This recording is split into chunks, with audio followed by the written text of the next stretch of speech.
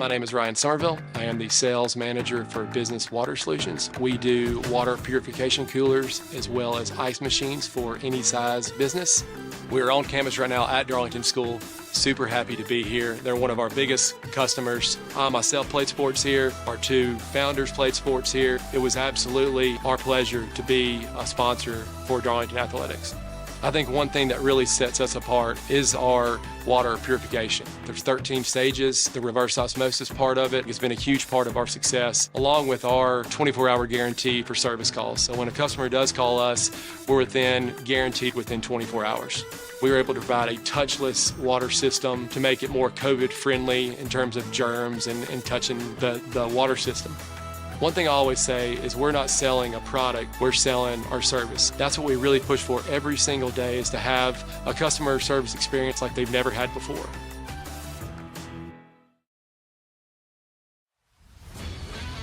Coosa Steel is a family-owned full-line steel service center located in Rome, Georgia. Since 1972, we've been working to make our customers more efficient by providing steel product supply and processing all in one place.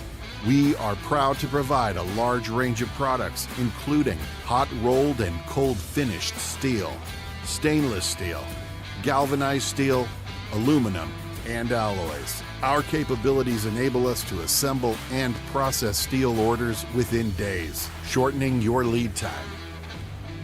Coosa Steel. Steel for your project.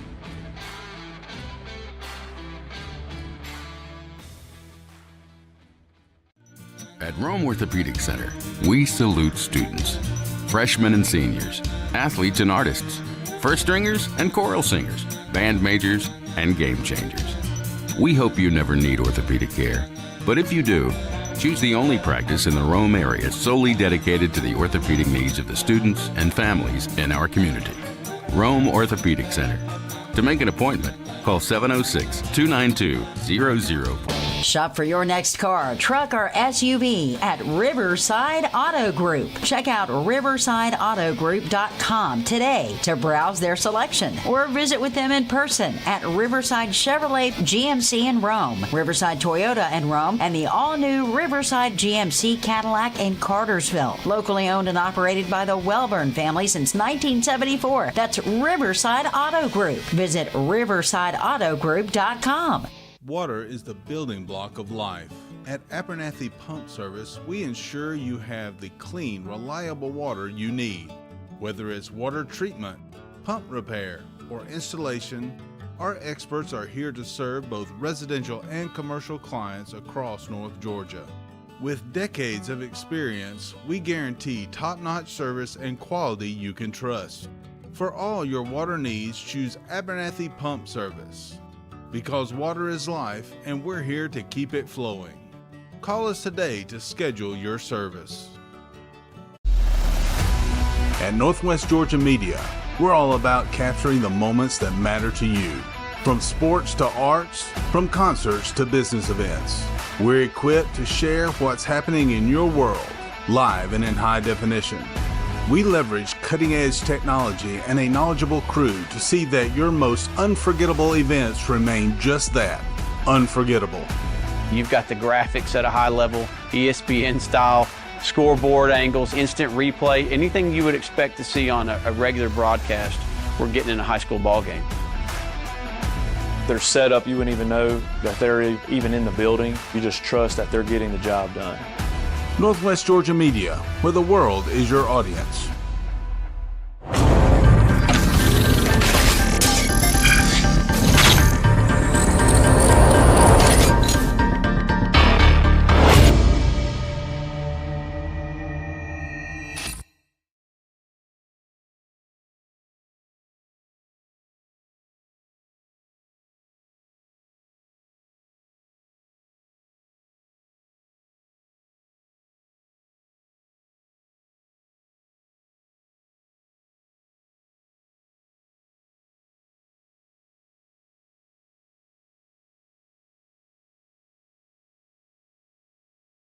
We talked Darlington football with the head Tiger himself, Wayne Groves. How are you tonight, Coach? Doing very well. Glad to be back.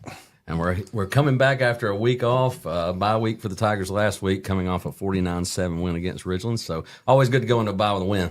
That's right. That's right. It gains momentum, gives confidence, gives the kids wanting to come back and practice and play hard and get ready for the next week's opponent. So we've used that to our advantage, and I feel like we're ready to roll this Friday.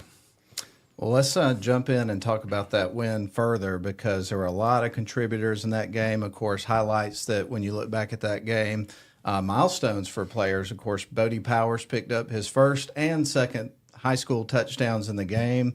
You had 3 touchdowns from Miles Twyman. Just lots of guys getting into the mix on both sides of the ball. So when you look back at the game a couple of weeks ago, what did you like most about what you saw from your team in the game against Ridgeland? Well, first of all, just anytime you can go on the road and then go on the road an hour and a half, and then we get another weather delay. All those factors, playing in, I loved how our team handled it. And of course we've been in that situation before, so it wasn't new, but I thought we handled it really well. And I thought we went out and I thought we executed. I thought during the weather delay, I thought our kids stayed focused. They were ready. They weren't anxious or not ready to play. And I thought we went out and had a good night. And just to elaborate on that just a little bit, Coach, I know one of the keys last week going into this game was ball security. And then you start that first drive hot, and then the ball hits the turf, and it goes the other way. Talk about how your team responded to that early turnover, because you played flawless the rest of the game. Well, obviously that's been a point of emphasis, and it's not how you want to start. But, again, our mentality has always got to be, well, the most important play is always the next one. And I always tell them the football games aren't sprints, they're marathons. And so you just got to get your mind back in and focus for the next play. And we did a great job, and then we clicked the rest of the night and really had not too many miscues. Coach Grove Show for you today here on WLAQ's YouTube channel and Facebook Live feed, and we're certainly glad to have you along with us and have the coach here so that we can get back into talking some Darlington football ahead of the next game, which is coming up this Friday. Of course, you may be watching this or listening to it on the radio broadcast, at which point it's coming up in just a little bit. And we're going to talk more about that matchup coming up in the game in just a little while, and that's going to be against Whitefield Academy. But the last game's Honeymoon Bakery player of the game was Miles Twyman. We mentioned already that he had 3 touchdowns in the game. And, Coach, he's a guy that everyone knew would play a significant role in all 3 phases of the game for the team this year. We talk about him a lot. So tell us your thoughts on his performance last week and, in general, the influence that he has on the team every game this year. Well, Miles is a ball player, and he's a leader on the team. He's one of those kids. I talked to the kids today about how proud of them I am. The kids do a lot of good things. I'm talking about in the classroom, in the community, and I think sometimes as coaches we don't acknowledge that. We're always looking how to fix the problems and fix what's wrong. So I took some time today and let the kids know how much I appreciate them and how much I appreciate their efforts. And Miles is definitely one of those kids. He's one of those kids that does everything right. He's always on time. He never misses a workout. He never misses a practice. And so he's contributed in all phases. You see him carrying the ball, obviously 15 carries, I think 115 yards and 3 touchdowns. Offensive line's playing really well up front to give him those yards. He's making tackles and playing corner. He's making tackles on kickoff, on special teams, and that's just the kind of player he is. And we expect him to make an impact just like that every week because he's very capable of doing that. So very proud of Miles. Really good game. Well, Coach, after a couple of losses to start the season and tough ones, close, hard-fought ball games, what do you think a game like the game against Ridgeland does for your team's confidence going forward? Well, I preach to them all the time about, success is when preparation meets opportunity. And we've just kept working and we've kept chipping away and trying to fix our things that we've messed up, some of our deficiencies and miscues in the first couple of games, and just to be able to come out and put it together where the kids can see, hey, we are in control of this, and this is how we can dominate a game when we do get rolling and we do all the little things right. So definitely a big confidence booster. I think the kids see what we could be, and so we've used that to roll into the off week and get ready for this next ball game. And the next question that we have for you is related to the off week because from a layman's perspective, just us fans, it would seem to me that there's sort of an art that might be involved in balancing giving players and coaches, time to rest while keeping that focus and keeping in the rhythm of the season and things of that nature. So how do you approach that as a coach so that you can do all those things and keep things on track? Yeah. So we want to use it for 3 different things. And I told the kids, I said, 1, we want to make sure that we get some rest and we heal up during the off week. 2, we want to make sure that we keep on working on developing our skills, offense, defense, special teams, and getting those things all shored away. And then, we want to make sure we're having some fun out there, in an off week. So this year was really unique in the fact that in 22 years of me coaching, this is the first Labor Day that the kids got off. And it just happened to fall that Labor Day fell on an off week. So we're able to give the kids a long weekend, which I think is important. You want them to stay hungry. You want to keep them, wanting to come back. And so when we get able to get them some time off, we want to be able to do that. So we gave them Labor Day off, and we came back on Tuesday, Wednesday, Thursday, and practiced normal like after school. And then Friday we gave the kids off as well, so the coaches we could go scout and let them go, be a teenager on a Friday night. So I think that's important as far as your team momentum and keeping the kids hungry for playing. So we had a good mix of great work, getting ahead on Whitefield, but also giving them some time to rest and give some time with their families. No question about it. Well, we've got the Coach Grove Show for you today on our Facebook Live feed, also our YouTube channel.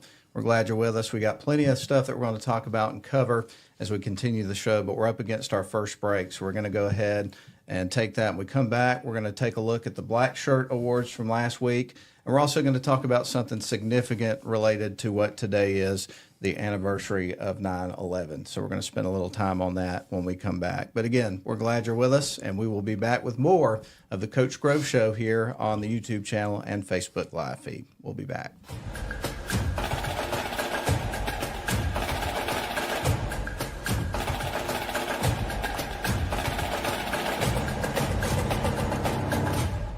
Shop for your next car, truck, or SUV at Riverside Auto Group. Check out riversideautogroup.com today to browse their selection or visit with them in person at Riverside Chevrolet GMC in Rome, Riverside Toyota in Rome, and the all-new Riverside GMC Cadillac in Cartersville. Locally owned and operated by the Welburn family since 1974. That's Riverside Auto Group. Visit riversideautogroup.com.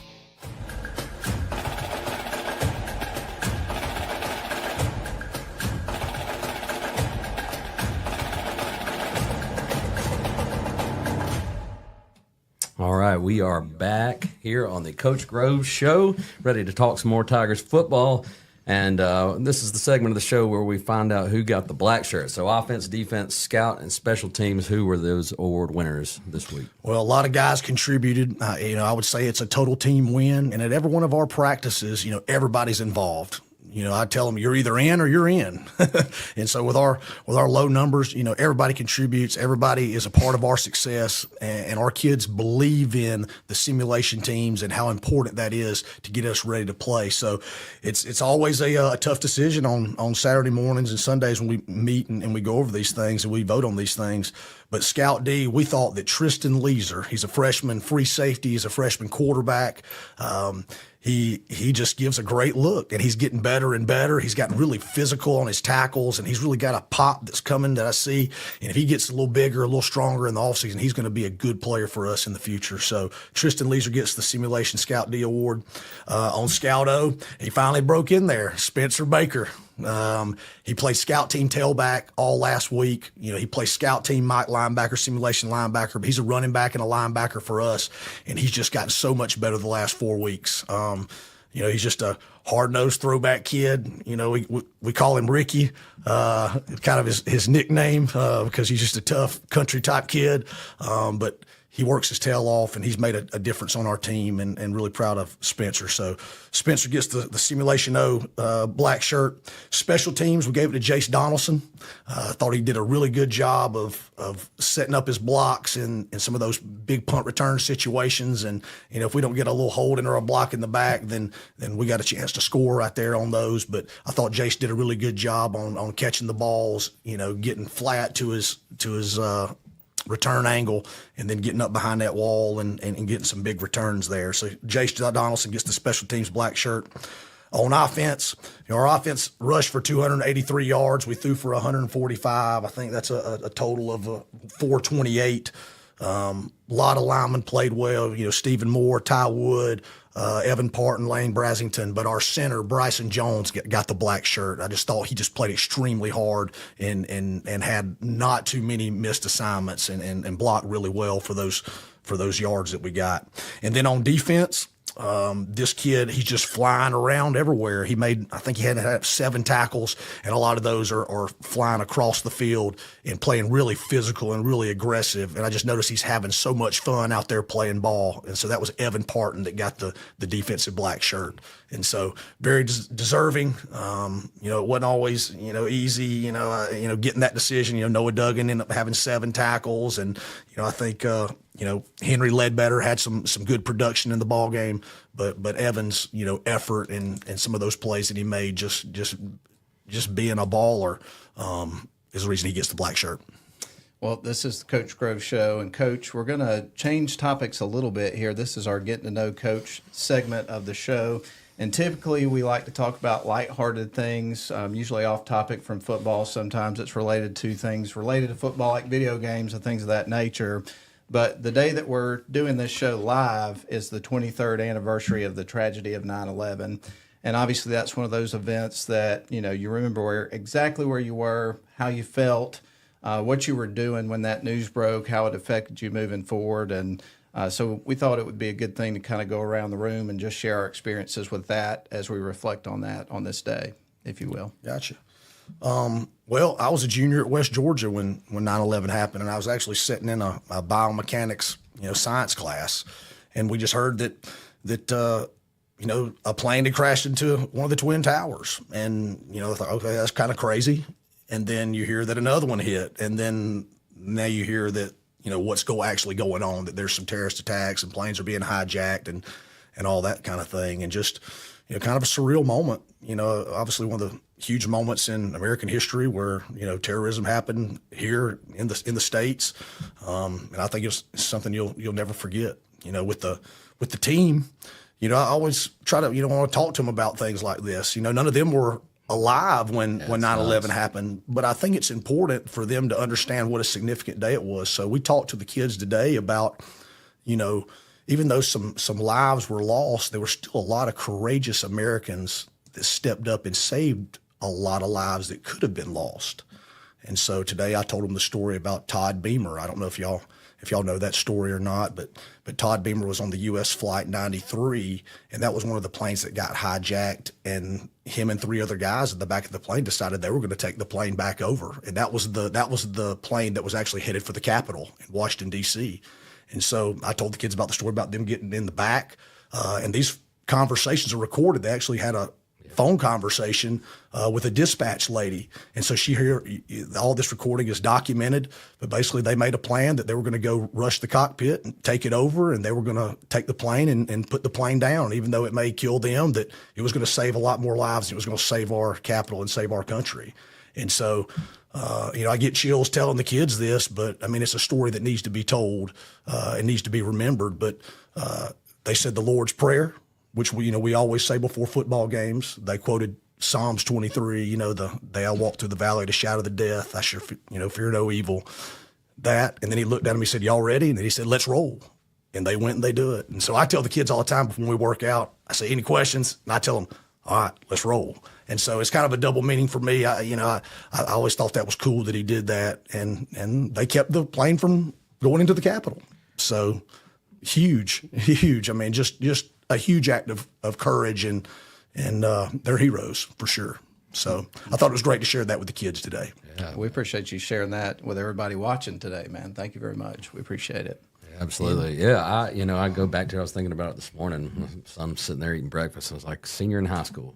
He wasn't born. It was when this happened, but he knows about it. And as we all should, it's kind of like when we would learn about Pearl Harbor when we were in high school.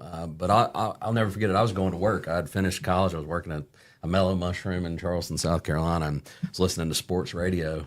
A host named Bill King, and they broke in to say a plane hit the tower, like you said. And first it just seemed like it might be an accident. And I got inside and went upstairs, and my bosses were up there, and we were all watching it on TV when that second plane flew in, and you knew at that moment that this was something more. And I just remember being really quiet all day. There was this hush, I feel like, over the whole country. And it's a day none of us will ever forget, and it's good that we're passing it on to the young ones who weren't alive when it happened. No doubt about it. I actually worked at the radio station, and I was a night student at Floyd College, which is now Georgia Highlands at the time. And on a personal level, one of the first things I thought about, I had a cousin that was living in New York City at the time, and she lived on a street called King Street. And if you look at the map of Manhattan, you realize just how close that is to Ground Zero. So obviously, as a family, the first things that we were thinking about during that period of time is, how is she doing? Was she able to get out of there? What's going on there? And it wasn't until that night that we could make contact with her, because obviously the communication infrastructure that was in place then was really good, but it was different than it is now. Not to say that you'd have an easier time communicating if something like that happened with everybody getting on their cell phones and things of that nature and the internet, but it was hard to get a hold of her. And so we were really worried until later on that night. We were able to touch base with her family and find out that she made it out of there on one of the ferries and got back to her family in Massachusetts or whatever. And but then it's also just the initial reaction afterwards of, what is the aftermath of this in terms of what's coming next, And I remember going to like the first events that I went to after this happened with a lot of people at them, how nerve-wracking that was, the experience of going through security and things of that nature, which now has become pretty normal in terms of that, but it changed all of that. And so there's not a time now that I travel and go to the airport that I don't think about that. It's always on your mind. It changed things forever. So I think it's interesting that both of y'all brought up, young people that weren't, around during that period of time, because I often, wonder how it affects them when they weren't around to experience it as we did. I don't know. But anyway, just a life-changing event. And I think it's one of those things that, no matter what we do on this day, we need to spend some time like you guys have done and talk about it and share those experiences with people. Absolutely. But anyway, well, with that said, feels like a good place to take a break, and then we'll shift back into some football topics. But wherever you're watching from today, we appreciate you. We're glad that we're here today to talk about some Darlington Tigers football. We got Coach Wayne Groves with us. It's the Coach Groves Show. We'll be back for more after these messages.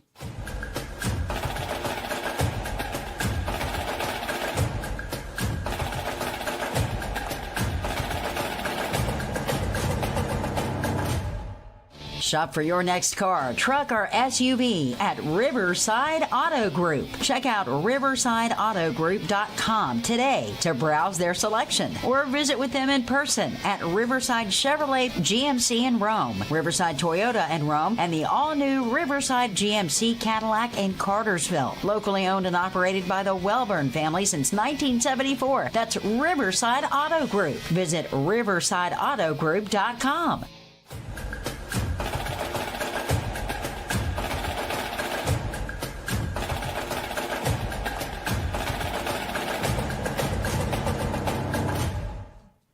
And welcome back in, everybody, to the Coach Wayne Grove Show here on the WLAQ YouTube channel and also our Facebook live feed. And again, we're always glad to have you with us for this program. Always a great time when we get to sit down with the coach and talk about some Darlington Tigers football. So we're going to continue to do that. But now we're going to just move into the matchup this week. You guys are facing the Whitefield Academy Wolfpack, and if you've never seen that spelled before, you look at it and think it's Whitefield, but it's actually Whitefield. I remember the first time I ever covered a game that featured Whitefield Academy. It was a Darlington basketball game against Whitefield Academy, and my dad had to explain that to me a couple of times before I could, get it in my skull. But it's not Northwest Whitefield Academy. It's right. just Whitefield It's Academy. it's just Whitefield Academy, everybody. But for a series, when you look back at the history books, only 4 games, but there's been a lot of intensity and intrigue with this particular series when the Tigers locked horns with the Whitefield Academy Wolfpack. So the first thing I wanted to ask is, this is a non-region game. How did it line up that this landed on the schedule this year, Coach? Well, with our region being only six teams or 7 teams, that means we get 6 region games. You had to find 4 non-region games. And so I kind of had a sour taste in my mouth last year after losing to them in the playoffs. I'm not going to lie. I thought, about 3 plays to find that game, and it could have been a different story for us. I thought we played really well except for about 3 plays in that ball game, and it ended up being the difference. And so when I'm looking for games, I said, well, let me call Coach. I said, maybe we can get this back on the schedule and get it back at Darlington. And it happened to work out. They had an opening right where I was. And so he said, well, let me call you back. Let me see what we can do. And he called me back, a few hours later and said, yeah, Coach, we can do that. We can come to Darlington. So we got them on the schedule. They're a solid program. They've been really good for a while. When Coach Joyner was there before Coach Walsh being there now, they've been solid. And so he's continuing to keep their program rolling. They're very well coached, offense, defense, special teams. They have a plan for all 3 phases, and they've got some good kids and good players. You'll see. Well, Coach, you mentioned the playoff loss last year. I know, obviously, the coaching staff remembers it, and I'm sure many of your players are eager to get another shot at the Wolfpack, who is off to a 2-1 start. And they've had some pretty good wins so far. Mount Vernon and Social Circle lost to a good Savannah Christian team. What does the film tell you about this team's strengths and what they'll have been able to do to find that success so far? Well, on offense, they're pretty balanced. They're about 50-50 run pass, and so they do a good job in both areas. You're going to see they're a spread team, so you're going to see them in spread. You're going to see a lot of 2x2 and 3x1. Top run plays are going to be counter gut, guard, tackle, pull, kick your end out, wrap, and then they're trying to counter the back the other way. They're going to run outside zone or stretch play. They'll get in some 2-back run ISO. The quarterback, just watching him, I would think he's probably the shortstop on the baseball team. He's not an extremely tall guy, but he's got a good arm and he's got a quick release. He gets the ball out. He does a great job on screens. He gets the ball out there fast, gets it to their guys in space so they can do some things with it. So we're going to have our hands, full. We're going to have to be dead on our key reads and have our eyes in the right spots because they can give you some problems. Good offensive line. On defense, they're a 3-3-5 defense. You'll see them a little bit in some 4-man front, but they're based out of a 3-3-5 defense, and they got some good players on that side too. A lot of cover 3 and a little bit of cover 2 that you'll see from them. And let's talk about some of the dudes. You already mentioned the quarterback a bit there in that particular segment, but who are some of the players to know for this Wolfpack team? Are there a lot of guys that you guys saw last year that are back, or what does that look like, Coach? Yeah, quite a few guys are back off that last year's team. The running back, number 0, Mason Hollingsworth, he was a 1,000-yard rusher last year. He's about 6 foot, 175 pounds. He's a junior this year. The quarterback, Landon Ryan, is 5'10", sophomore, 165 pounds. A couple of receivers, Bryson Logan, 5'11", 190, senior. Cole Rabadalis, 5'7", 155. They all run really good routes. 2 linemen that stand out. The right guard, 71, Josh Ellis. He's 6 foot, 270, junior. And then the left tackle, Tip Tippins. He's 6'5", 270, senior. On defense, the best D lineman that stands out is number 59, Case Martin, 6'1", 210. And then linebacker, number 8, Ben Yarborough. He's a junior. He's the Mike. And then the backup running back, which he kind of plays a good bit on offense. Their best corner is number 2, Bryce Duck. He's 5'9", 165 pounds senior. So all those guys will be guys that stand out for them and make plays. Well, Coach, we talked about it earlier in the show. Big win before the bye week, confidence-boosting win over Ridgeland on the road.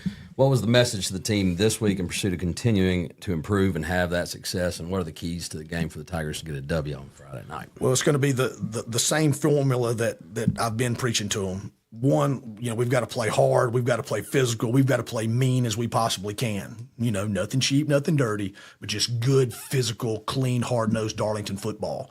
And we're going to continue to do that. Our offensive line's getting better. Our backs are getting better. And our defense is having a better understanding of the total concepts of what we're trying to do to defend folks. Number 2, you got to take care of the football. It's still going to be a premium. It's still going to be an emphasis. So we're working on that. We've got to take care of the football. And 3, we're going to make sure we try to make big plays on special teams. We're going to use that as a weapon, whether it's, kickoff is the first play of the offensive series or punt return, the first play of the offensive series. We want to make sure that we're making folks prepare for those type of things. So emphasis on that. And then, just do your job. Just do your job. Whatever the call is, offense, defense, or special teams, that player's got a specific role within that. Don't do anything more. Don't do anything less. Just do your little I say 9.1%. Just do your little 9.1%, take care of responsibilities, and if you play hard all night long, we'll have good results. Well, Coach, we're going to start to wind down the show here. I accidentally put your name up there on us there. We got that worked out. Anyway, but, obviously starting to wind down the show, but getting ready for, the next game, Whitefield Academy, as we talked about. We're on the road for the last game. Get this one at home, so you get to be out in front of the home crowd. What does it mean to get ready to watch you guys walk out through, the big Tiger and all that kind of stuff and be in front of the home crowd for this one as you resume play? Well, like Coach Ather used to say, ain't nothing like being a Tiger on a Friday night. So, we're going to have Lakeside rocking. The school will be there. The bleacher creatures will be there. The pep band will be there. And the youth kids will be there. We need those veteran alumni Darlington people out there being loud, wearing purple, be early, and let's give Whitefield the full Darlington experience. They don't need to get a break. Fantastic, Coach. Anything else you'd like to ask? I'm going to have to ask it every week. What's the uni combo this week? All right. I think we're going to go purple on white pants this week. We're going to mix it up a little bit and see if we can keep it rolling. Well, we're looking forward to it, Coach. And as always, we like to wrap up the show by taking this opportunity to thanking you for your time. I mean, like we mentioned always, he comes here straight after practice, barely has time to catch his breath before we go on the air, and we certainly appreciate you being willing to give us this time and talk Tigers football with us. Well, it's great. It's my favorite thing to do. If I'm not with my family, I'm wanting to coach the Tigers and talk about the Tigers. So I'm glad to be able to do it. Awesome. Well, we appreciate everybody watching tonight, and we get ready for a game coming up on Friday night. As he mentioned, ain't nothing like a Tiger on a Friday night. Go Tigers. Good place to wrap it up. Go Tigers. Go Tigers. Yep. Thank y'all for tuning in. We're going to wrap it up. So it's been the Coach Grove Show on the WLAQ YouTube channel and Facebook live feed. And what do the folks out there listening and watching need to do? I need to smash that subscribe button, man. Like,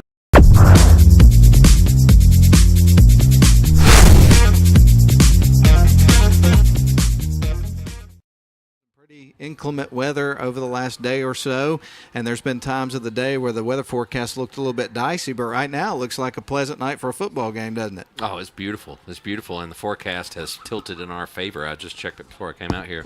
I don't think we're there's a slight chance of a little precipitation, but we don't have any storms rolling in until much, much later. So we're going to have a football game. We're going to finish this thing tonight. Man, looking forward to it. Of course, this is going to be the fourth game of the season for the Darlington Tigers and the Whitefield Academy Wolfpack for that matter.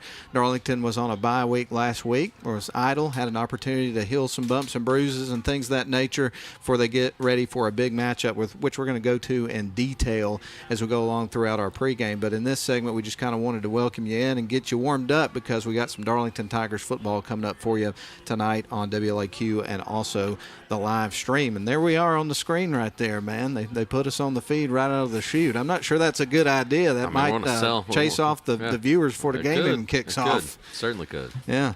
But anyway, we're going to talk about this matchup in detail. Turned it off real they quick. did. Yeah, that was good. They started to see the views drop like flies. It's like, well, we better not do this. But anyway, Darlington Tigers come into the game 1-2 overall. Meanwhile, Whitefield Academy Wolfpack, they are 2-1.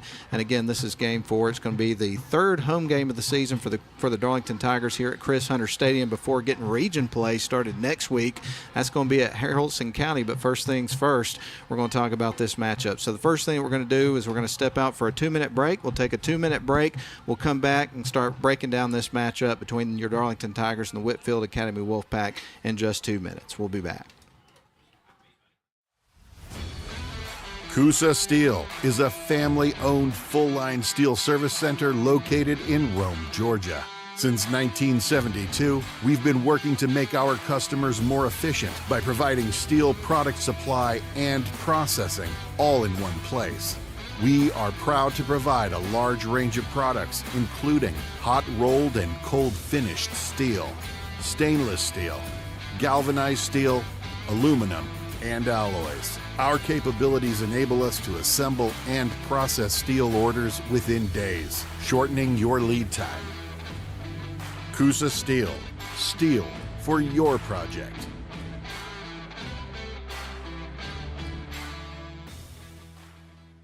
Water is the building block of life. At Abernathy Pump Service, we ensure you have the clean, reliable water you need. Whether it's water treatment, pump repair, or installation, Our experts are here to serve both residential and commercial clients across North Georgia. With decades of experience, we guarantee top-notch service and quality you can trust. For all your water needs, choose Abernathy Pump Service. Because water is life, and we're here to keep it flowing. Call us today to schedule your service. At Rome Orthopedic Center, we salute students, freshmen and seniors, athletes and artists, first stringers and choral singers, band majors and game changers. We hope you never need orthopedic care, but if you do, choose the only practice in the Rome area solely dedicated to the orthopedic needs of the students and families in our community. Rome Orthopedic Center. To make an appointment, call 706-292-0040.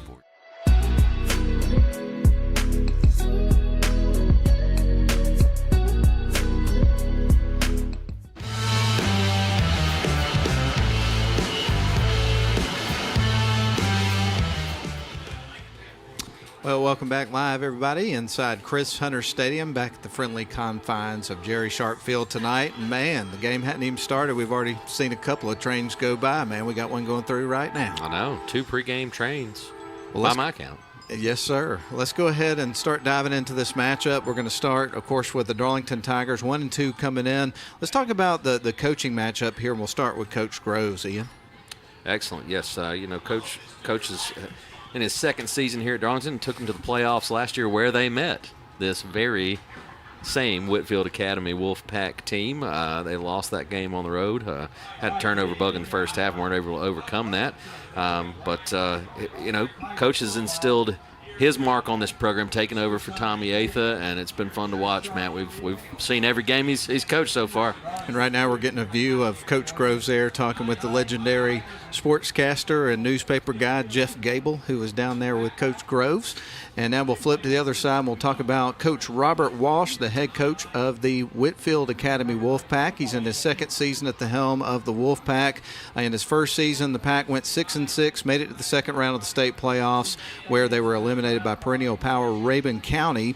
Walsh was at Savannah Christian. He was the defensive coordinator for 5 seasons, had been the Raiders boys basketball coach through the 2022 season. He previously had worked for 7 seasons at Savannah Country Day, so he's been around some really successful programs, and he did a fine job in his first year last year.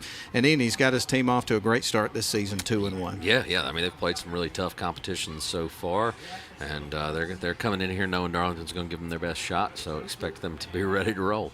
Right now we're having the invocation, and then we're going to have the national anthem. So what we're going to do now is take a break so we can be quiet throughout that. We'll be back in a minute and a half, and then we'll start to run down key players for your Darlington Tigers and also the visiting Whitefield Academy Wolfpack. We'll be right back in a minute and a half.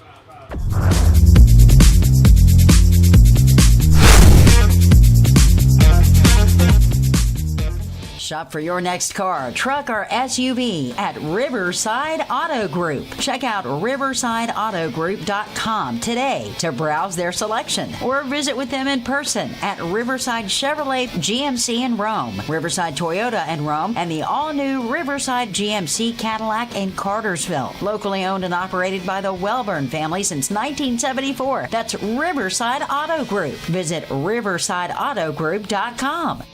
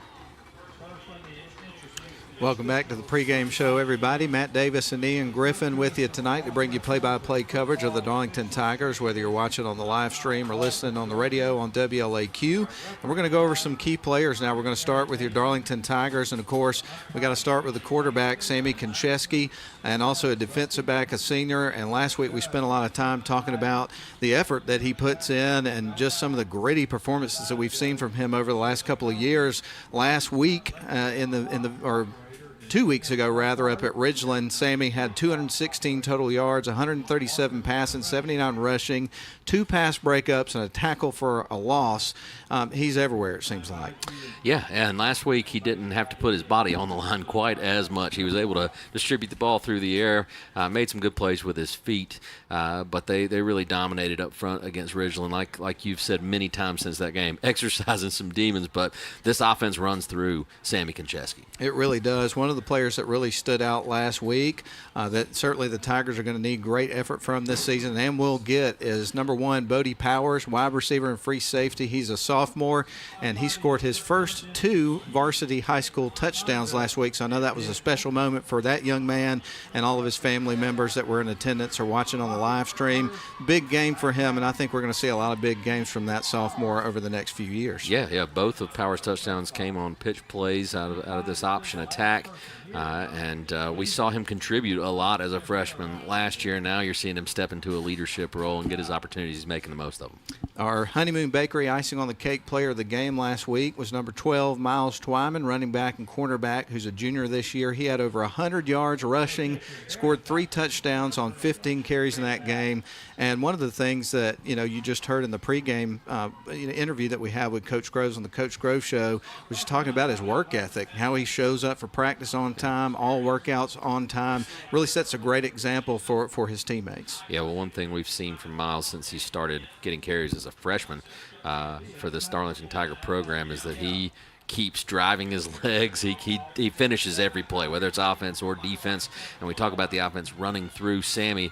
Well, that B-back position, that dive is the foundation of it all. So he's getting the tough yards between the tackles most of the time, but he's also playing great at the corner position. He's had a couple interceptions this season, just excellent effort on both sides. It was a tough decision last week, but the hat trick of touchdowns, and that was Miles getting to the end zone. That's one of his best games of his career. So it's just been waiting to happen. So we were really happy to see that and expect big things from him the rest of the season. Let's flip it over to the other side and talk about some of the guys to look out for this Whitefield Academy Wolfpack team. We're going to start with number 0, Mason Hollingsworth. He's a running back and a linebacker. He's a junior, had over 1,000 yards rushing last year. He's off to a hot start this season. He totes the mail. He's definitely the bell cow for this offense in terms of running the football. You got to look out for him. Yeah, and a good pass catcher out of the backfield as well. So he is a very talented and well-rounded player. Then we'll talk about the quarterback, number 10, Landon Ryan. He's also a defensive back. He's only a sophomore this year, but he shows a lot of leadership for this team. And I watched a little bit of film on him today, what I could find in terms of highlights and things of that nature. He throws a good ball, and he's got a lot of guys that he can distribute the ball to, and he's done a good job so far this season. Yeah, tons of playmakers out there. This offense likes to get their playmakers the ball in space, and that's what they'll attempt to do. And Ryan certainly has the arm strength to do it. And then the other player that we're going to mention, but there are definitely more, is going to be their Mike linebacker. He's number 8, Ben Yarbrough. Definitely Coach Groves had a lot of nice things to say about what he saw on film from that young man. So certainly the Darlington Tigers have a tremendous amount of respect for this Whitefield Academy Wolfpack team. They know what they bring to the table, but they are ready for the challenge. Yeah, and Yarbrough, that Mike linebacker position, that's the quarterback of the defense, and when you're playing against an option attack, you've got to make sure that you are playing spot on. So that'll be an interesting matchup to watch there as he gets everybody in the right direction and tries to stop this Darlington Tiger attack. Well, we are about 4 minutes and 15 seconds away from kickoff of this football game. We're going to have the captains come out in just a couple of moments. As a matter of fact, they're making their way onto the field right now, so we'll go ahead and relay those to you as we write their numbers down and let you know who they're going to be. But in the meantime, we'll go ahead and give you the keys to the game. And as far as the first one that Coach Groves pointed out to us in our pregame interview with him was play physical, hard-nosed football. And that's a hallmark of Darlington football over the years, for sure. Yes, it is. They've got to come out and be aggressive, and you know they will. No question about it. Second is going to be ball security. That's always at a premium in every single game. It's something they've struggled with this year, but they've tried to work on. Only had the one turnover last week, and when it happened, you thought, oh, my goodness, here we go again, that sort of thing. It was hard not to think that way, but then they really cleaned it up and played a clean football game from that point forward, and that's what they're going to try to carry over to this game. It's a next play mentality. Coach Groves talked about it. Yeah, it was unfortunate the ball hit the turf on that first drive against Ridgeland, but they shook it off, and they did what their coach taught them and executed perfectly throughout the rest of the ball game. Another thing that Coach Groves pointed out to us this week was big plays on special teams, Ian. Yeah, and you've got a punt returner in Jace Donaldson who's done a great job so far this season. Had a couple that were called back due to some blocks in the back, holding penalties against Ridgeland, but he's coming up and fielding the ball, keeping that ball from traveling on the bounce, which will save you a ton of yardage. And then they've been clean in the kicking game as well. Punting and place kicking has been really good for the Tigers this year. You want to execute in all three phases of the game, and the Tigers' goal is always to do that. Here's your captains for the Darlington Tigers. Noah Duggan. Also, you've got Stephen Moore, Miles Twyman, and Sammy Konchesky. And I'm screened on the captains currently. I know they just flashed on the screen just a couple of moments ago, but I didn't get a chance to write them down, so I'll have to catch those and relay them to you for the folks that are listening on the radio. If you're watching on the video, you already got it. But nonetheless, we'll give it to you in a couple of moments. Right now, we've got the coin toss about to take place, so we're going to know who's going to be kicking off, who's going to be receiving, and all that good stuff. The coin is now down on the turf, and we will have the results of that in just a couple of moments. Again, we welcome you into live coverage of Darlington football here on WLAQ and on the live stream, and we're so happy to have you with us. And it looks like, did Whitefield win the toss and elect to receive? I'm not sure. I know. Yeah, I think so. Yeah, they want the ball. They want to set the tone with their offense. And which team did you not get the captains for? I didn't get them from Whitefield. Okay, Whitefield was number 0, Mason Hollingsworth. Number 2, Bryce Duck. Number 3, Bryson Logan. And then number 32, Carter Scott. Thank you very much, man. Appreciate that. Going to have a lot of sports for you this weekend on WLAQ. Crucial series for the Atlanta Braves. Obviously, we won't have the game with them and the Dodgers tonight, but we'll have the remainder of the series on Saturday and Sunday. And the Braves have really got their backs up against the wall right now as far as trying to secure a playoff spot of any type. Yes, they've been right there on the fringe all season, but recently the Mets have overtaken them, and they are fighting for their playoff lives. So, again, to bring you up to speed, if you're just tuning in, Whitefield Academy won the toss.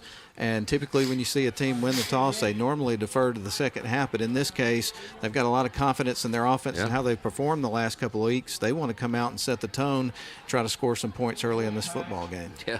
Yeah, that is not the trend we are used to. Usually it's win and defer, but this was win and let's take the ball and go score some points. So that does show a tremendous amount of confidence in what they can do when the pigskin is in their hands.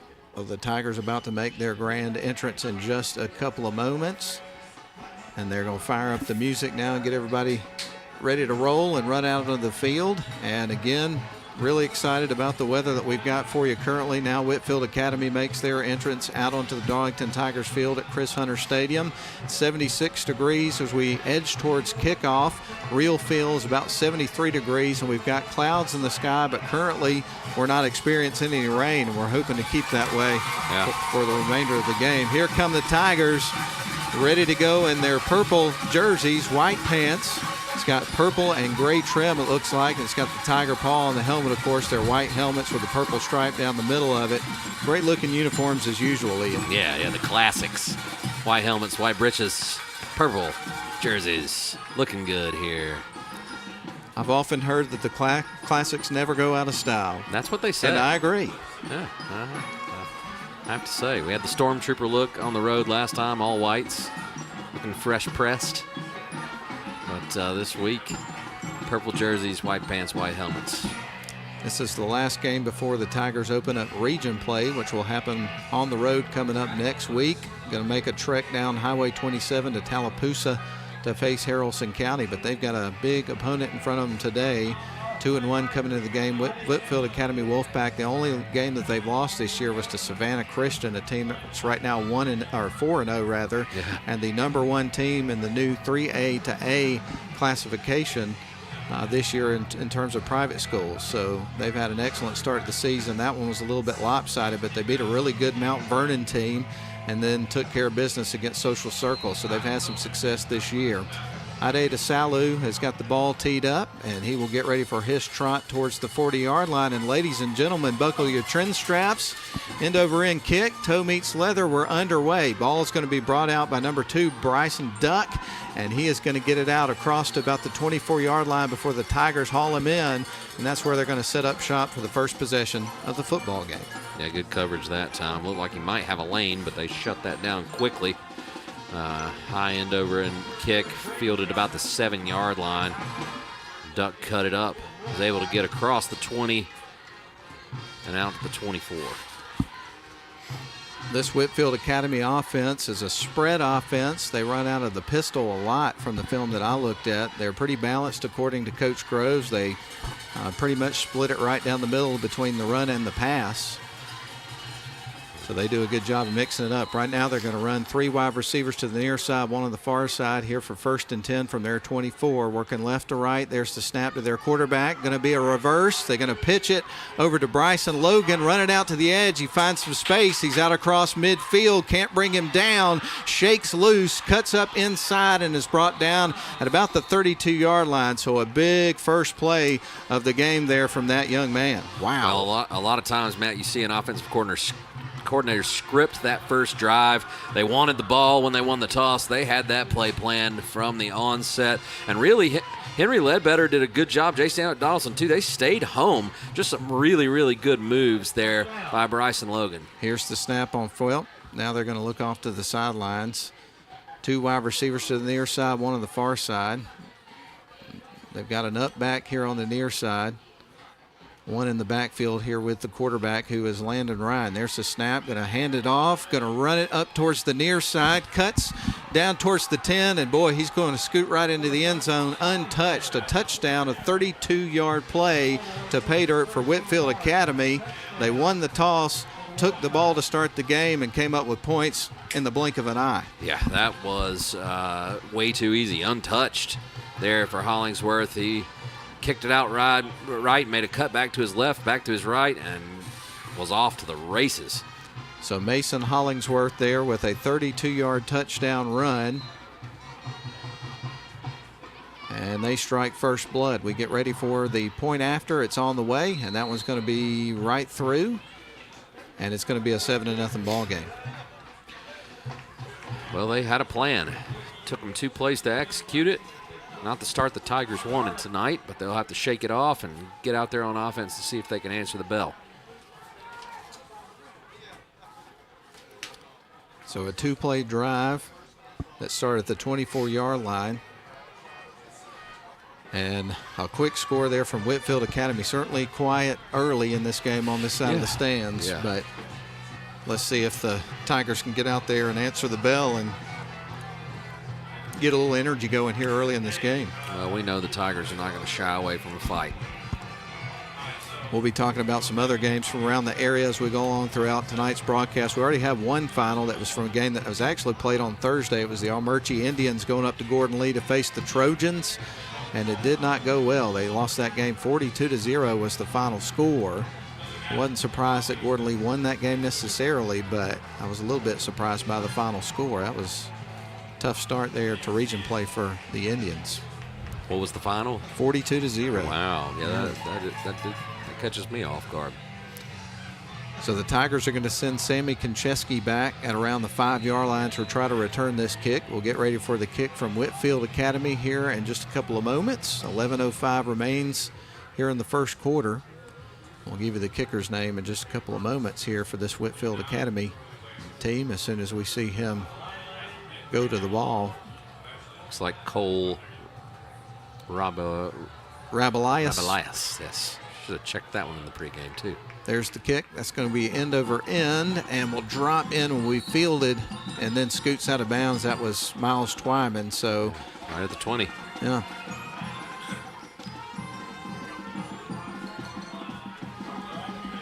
High end over end kicked there by Rabelias. It's going to be interesting to see how many different ways we say that name over the course of the broadcast. We apologize for that. That's a new one for us. So the Tigers will start right at the 20-yard line on their side of the field for this drive, working from right into left. Quarterback under center in their base formation, Sammy Konchesky. Got some movement there on the line, and that is going to be 5 yards against the Darlington Tigers right out of the chute. Just a little overzealous there.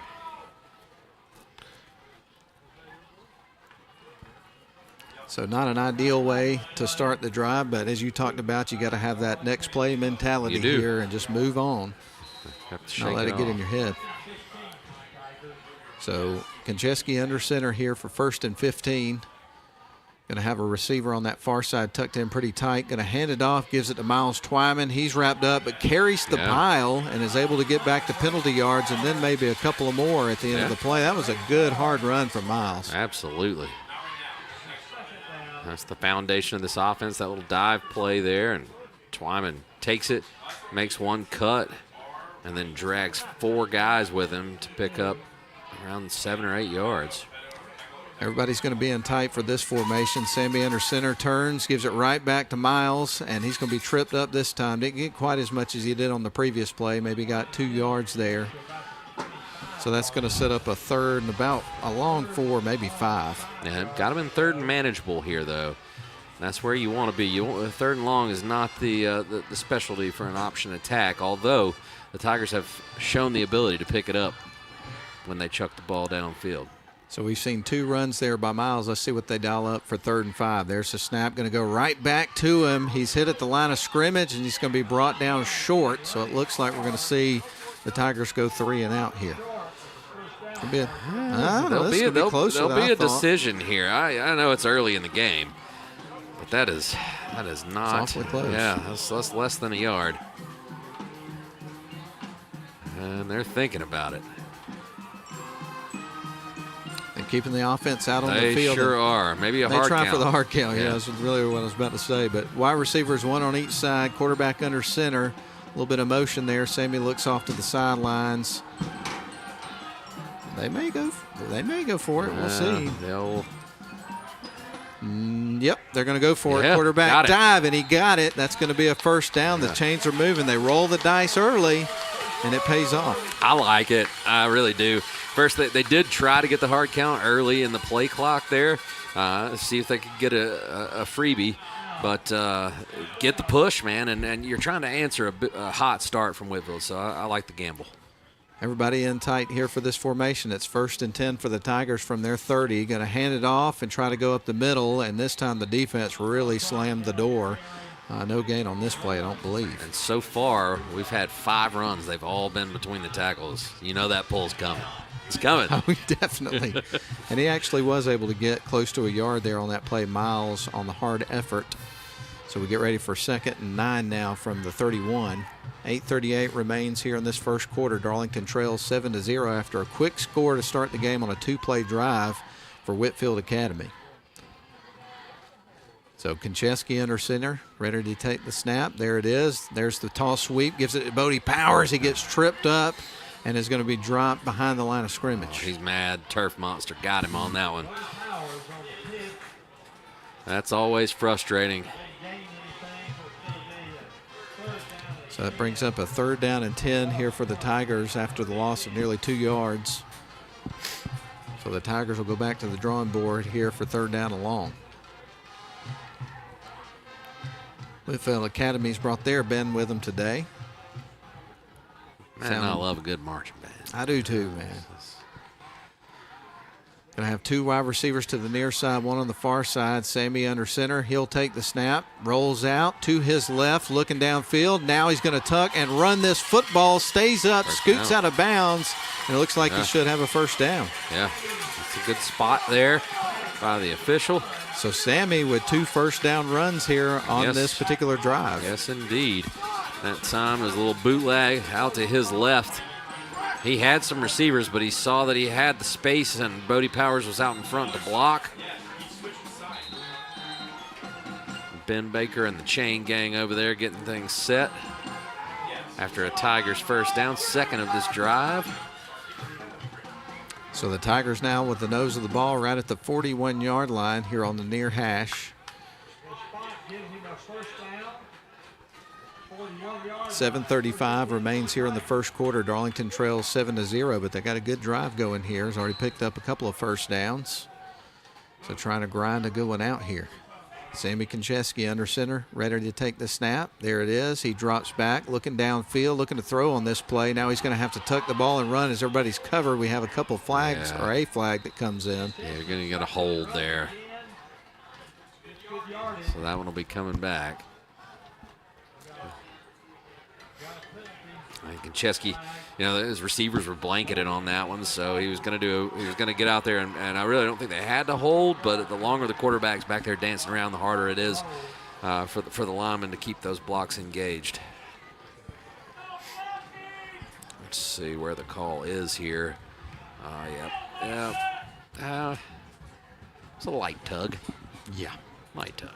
So now that's going to drop the Tigers back to the 31-yard line as we get ready for this play. So it's going to be 1st and 20 for the Tigers when they resume. They're going to send a wide receiver to the far side. One's lined up here on the near side. Working right to left, the Tigers are. There's the snap. Konchesky is going to pitch. They go to Jace. Was that Jace Donaldson? I think so. It was. Anyway, it was a pitch. Yeah, it was, and they picked up maybe 2 yards. So not much doing on that play. No, and the penalty was a killer there. They're way back behind the chains. Could use an explosive right here. So the Tigers have already had a couple of penalties on this first drive of the football game. Certainly something they're going to want to try to clean up as the game progresses. So 2nd down and 18 for the Tigers after a short pickup there for Jace on the previous play. Wide receiver is going to be on the far side this time. Man motions, there's the pitch. Oh, it's going to be caught in the air by Whitefield Academy, and he trots right into the end zone. That was Bryson Logan, and another quick score. This one off a turnover here for the Whitefield Academy Wolfpack. Ooh, that one hurts. Yeah, I mean, it's not often you see an option pitch get picked off right out of the air, but that time just great instincts and got his left mitt out on that one. And I'm talking about Bryson Logan, who already had a big play on offense on the reverse to start the game. And now he intercepts the pitch. That'll go as a fumble because it was a lateral, and returns it for a touchdown. So here's the extra point on the way, and that one is going to be no good. And sometimes it ends up being the small things. That was Bro Bradford, the kicker there, and the score is going to be 13-0. Boy, that happened quick. It sure did, Matt. Some good things on that drive for the Tigers, but ended with a turnover, and that's never going to make the coaching staff happy. And on that particular play, Bryson Logan just was all over it. He read it and anticipated the pitch and made a great play.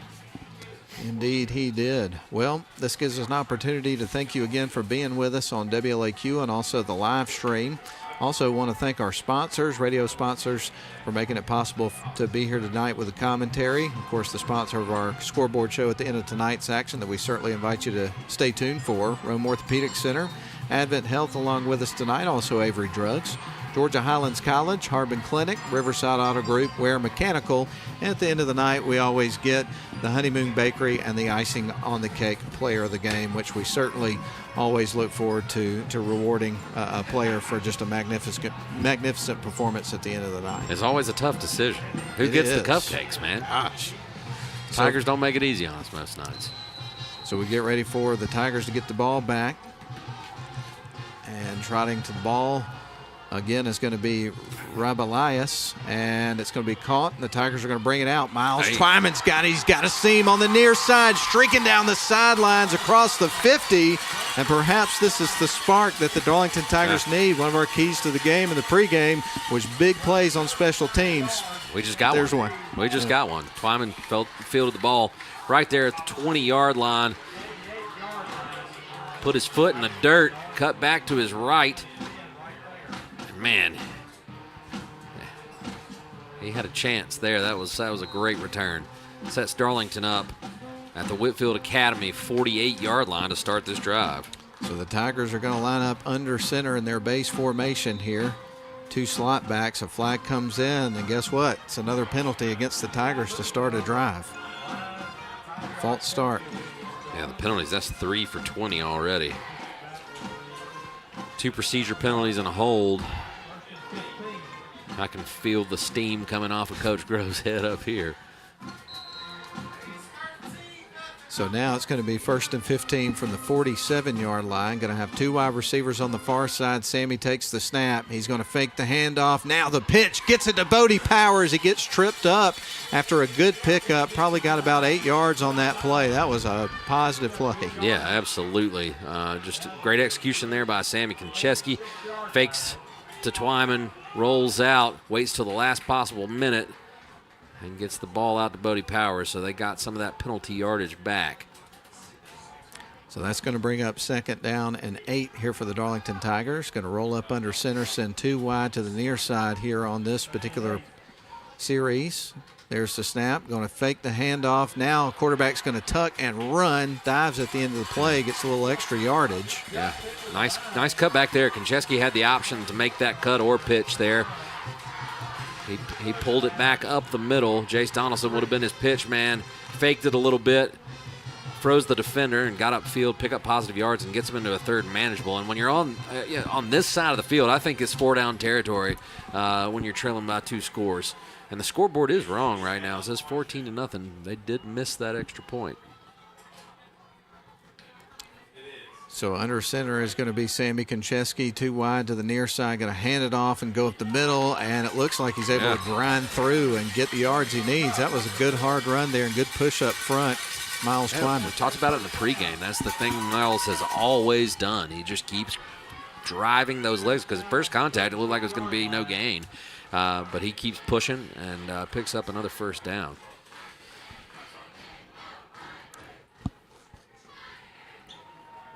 So 1st down and 10 for the Tigers on Whitfield's side of the field. They've got the ball at the 36-yard line. They're going to have wide receiver to the near side, one on the far side. There's the snap. Quarterback's going to hand it off, and they go up the middle with it. Wow. And another good run there by Miles Twyman. Yeah, he's not going down there. Oh, I thought I saw something. There is a flag. That was thrown from behind the defensive line. So I'm going to be interested to see if it's a hold on the defense. From the position it was thrown, we'll see. Chop block. God, the penalties are killing Darlington right now.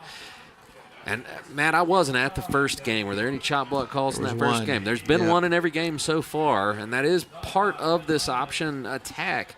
But that's a killer. That is an absolute killer. Go ahead. 4th penalty for 35 yards so far. And this one's going to bring it all the way back to midfield, so the Tigers are going to have 1st down and a mile to go. Yeah. They got to get 24 yards to get a 1st down here. Quarterback under center, 2 wide to the near side. He's going to drop back, puts it in the middle, and, man, he connects with Bodie Powers. He's got a good chunk of yards, stays up, drags a couple of guys. He didn't get the 1st down, but he got awfully close. No, that was great. That was great. And the option lulls you to sleep, and then that seam route, it can be wide open. That's just pitch and catch there between Sammy Konchesky and Bodie Powers. A great gain, got all that penalty yardage back, plus another 7 yards. It's about a 21-yard play, wasn't it? Yeah, an excellent play there by the Darlington Tigers. So under center will be Sammy. 2nd down and 3 now for the Tigers. The ball is going to be inside the 30 and going to be hit hard right around the line of scrimmage. Miles Twyman. Yeah, Twyman got stood up and then hit from behind that time, so he couldn't keep his legs driving because they took him out from under him. That was just excellent defense by the front. Yeah, Case Martin was a part of that tackle there. He's 6'1", about 210, real strong kid, no question about that. 3rd and 2, you've got to think this is 2-down territory. Tigers will probably keep this thing on the ground, whether or not they give it to Twyman between the tackles or try to get outside with Donaldson or Powers, or perhaps Konchesky. We'll see. Everybody in tight here for 3rd down and 2. Konchesky takes the snap, turns, fakes it to Twyman. He's running off to the sidelines, cuts back inside, streaking down the sidelines. Sammy dives into the end zone. Touchdown, Darlington Tigers. A 29-yard play to pay dirt, and the Tigers have answered the bell. And we said, will they try to bounce it? Sammy saw the defensive end crashed down on Twyman, pulled it, had Powers out in front to give him a key block that sprung him towards the end zone. In hot pursuit was Bryson Logan, but he couldn't get him before he got the ball past the pylon and in for the Tigers' first score of the game. A big answer there from Darlington. That cuts the lead in half. Here's the PAT. That one's right down Broadway for Ade DeSalu. And according to the scoreboard, it is 14-7. We thought the extra point on this side, the official signaled that it was missed, but maybe I picked up that incorrectly. Yeah, I don't know. Maybe that was corrected. We'll see if we can get to the bottom of that. Yep.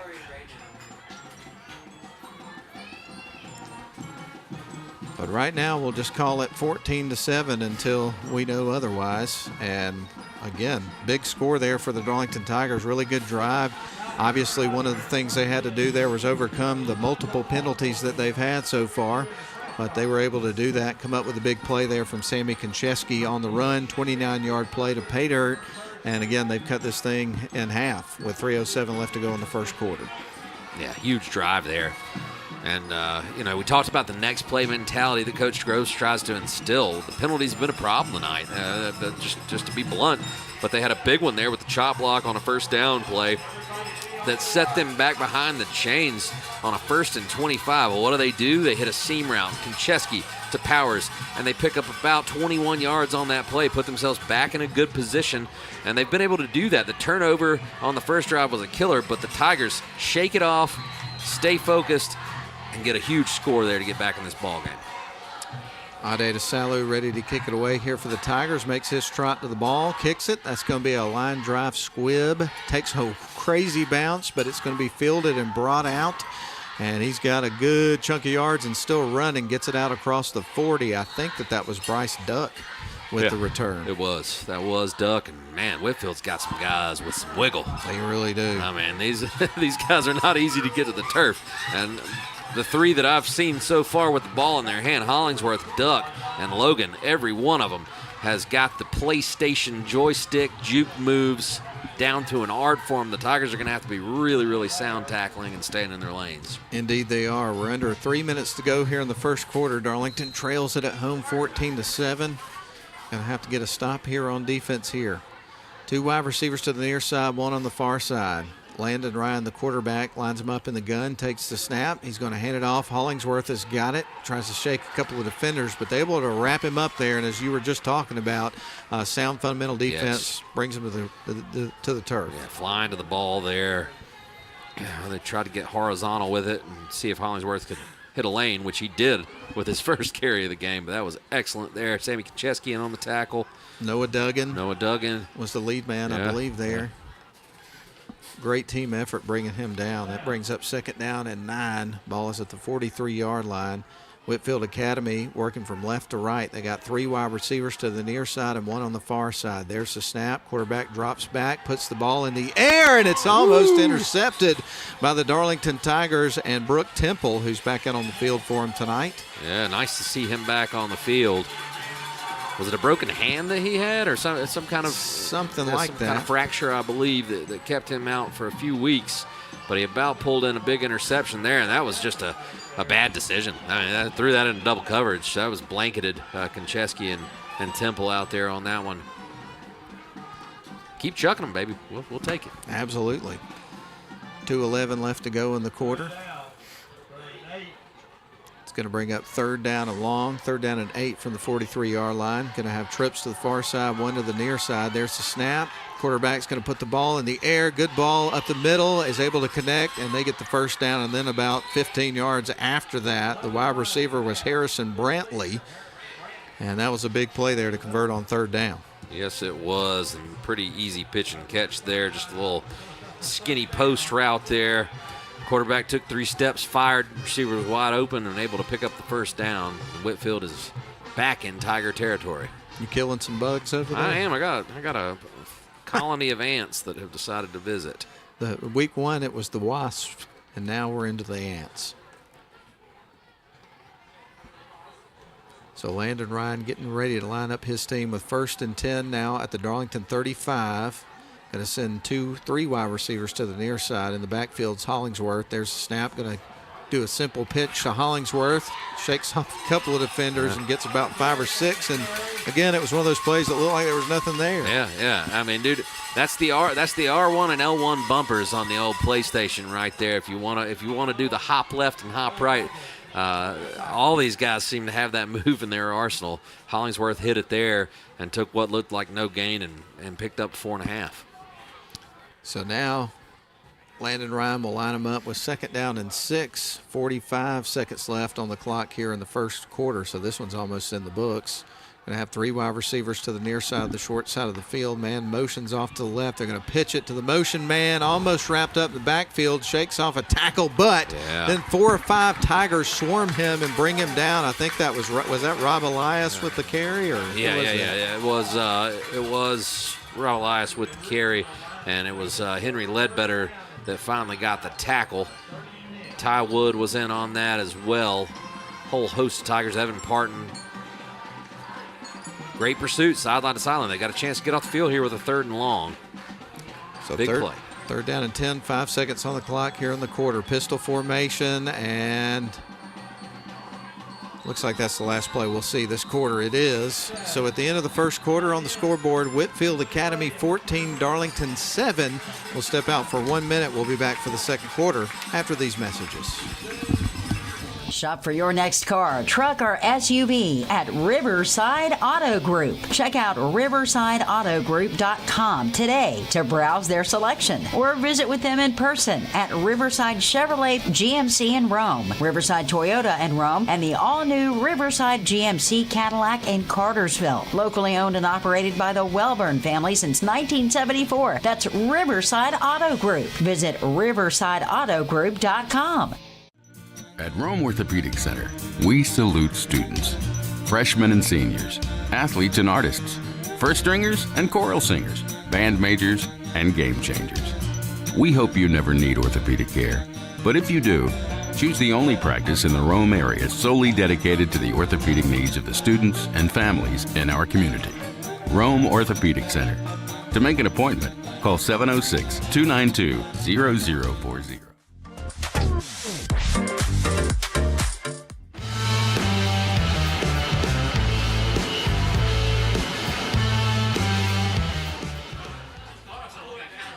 Welcome you back in live here to Chris Hunter Stadium. They're playing on Jerry Sharp Field tonight, and I got an update for you real quick before we jump back into the game and let you know that the Braves are hot tonight so far. In the bottom of the second, they lead the Dodgers 5-0. We'll keep you updated on that as we go along throughout the rest of the game. But right now, we've got the Whitefield Academy team getting ready to line up as we resume play to start the second quarter.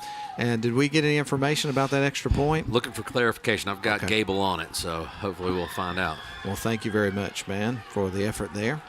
But right now we're going to see Landon Ryan line up the Wolfpack here with 3rd down and 10. Ball is at the 35-yard line. We swapped sides of the field, so right now you've got Whitefield Academy working from right to left if you happen to be listening on the radio. And in the backfield is going to be Mason Hollingsworth, and we've actually got a stoppage of play and a discussion with some officials over on the sidelines. So we'll see what they're working on in a couple of moments. They're working with the chains right at the moment, it looks like. We know that crew. They'll get it sorted out. Absolutely. Okay, I think we're good to go now. Going to have 3 wide receivers to the far side, 1 on the near side here. And a pistol formation. Hollingsworth is going to be right behind the quarterback, Landon Ryan, for this package. Great night for football tonight here at Chris Hunter Stadium. Weather is about as good as you can ask for. There's the snap. Quarterback is going to put the ball in the air, put some air under that one, and it is batted down. Nice play on defense by the Tigers. Was that Temple again? It was Temple. Play? Sure was. And that was a jump ball.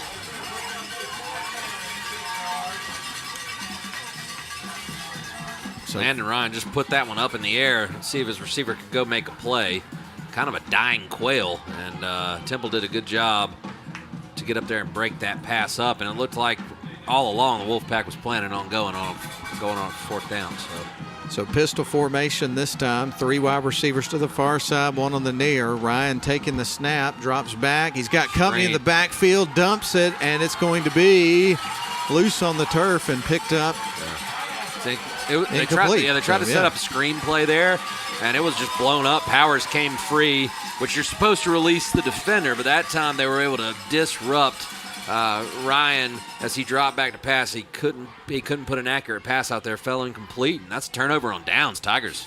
So big defensive stop. Indeed, and they're going to have the ball at the 35-yard line on their side of the field with 11:49 left to go here in the second quarter, trailing this game on the scoreboard 14-7. We thought that it was signaled that one of the extra points was missed by Whitefield Academy.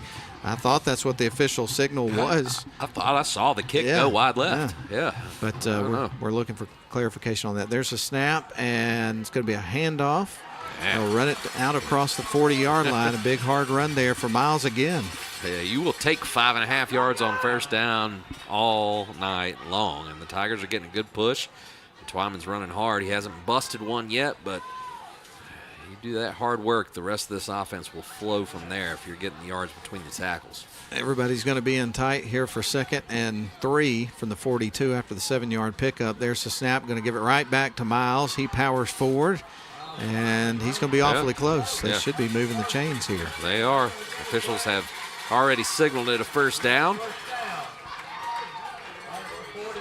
So we'll call it about a 4-yard pickup there for Miles. Ball is at the 46-yard line. So Miles is definitely handling a lot of the work tonight, doing a great job. Everybody's going to be in tight here for 1st down and 10. The Tigers are going to have those 2 slot backs. There's the snap, going to hand it off and try to pound the rock up the middle again, and wow, just another hard run. Bumbling, stumbling, Miles Twyman pushing the pile. Another Tiger first down. Wow. Can't bring him down. So it's been all Miles Twyman here so far in the second quarter here for the Darlington Tigers. Let's see how many times he got hit there. Once, twice, 3 times, drags a defender. 6 guys had a crack at him and took that many to get him to the turf. Looks like they fixed the scoreboard, so now we're back to 13-7. Okay. So wide receiver on the far side for the Tigers on 1st and 10. There's the snap. Quarterback's going to pitch, gets it over to Bodie Powers, and he gets bit again by the turf monster. Yeah, he tried to cut back and just lost his footing. I don't think he was going to have too much there anyway. The pursuit was excellent there by the defense.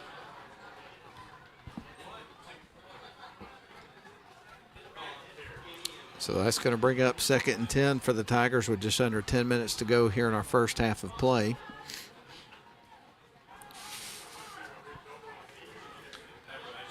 Tigers at the line of scrimmage are going to have everybody in tight in that base formation.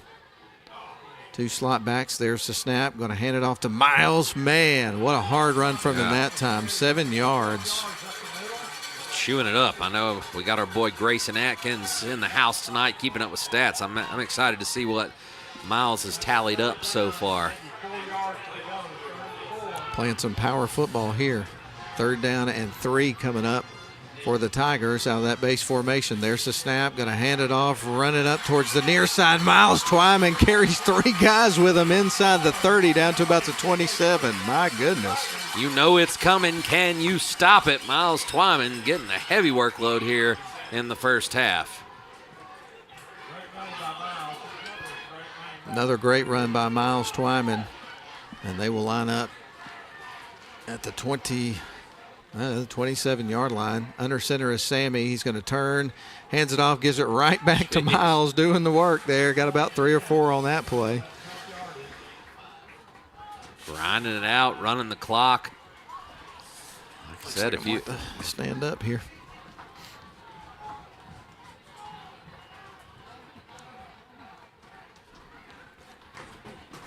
So it brings up 2nd down and 6 here for the Tigers.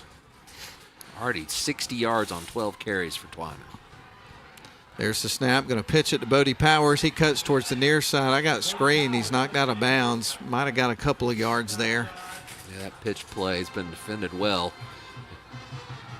They went to the near side that time, so Powers had to cut it up and get what he could. Bring up a 3rd and 5. So the Tigers trying to convert on third down here and keep this drive going just outside of the red zone. They've got the ball at the 32-yard line on the Wolfpack side of the field. Whitefield Academy eliminated the Tigers from the playoffs last year in the first round, 28-14. Tigers trying to get some revenge tonight. Here's the snap. Konchesky going to hand it off to Miles Twyman. I thought he was going to pull it for a second there, and then he handed it off, and he got the first down. Yeah. I think they'll move the chains here. Oh, they're going to call it 4th and short.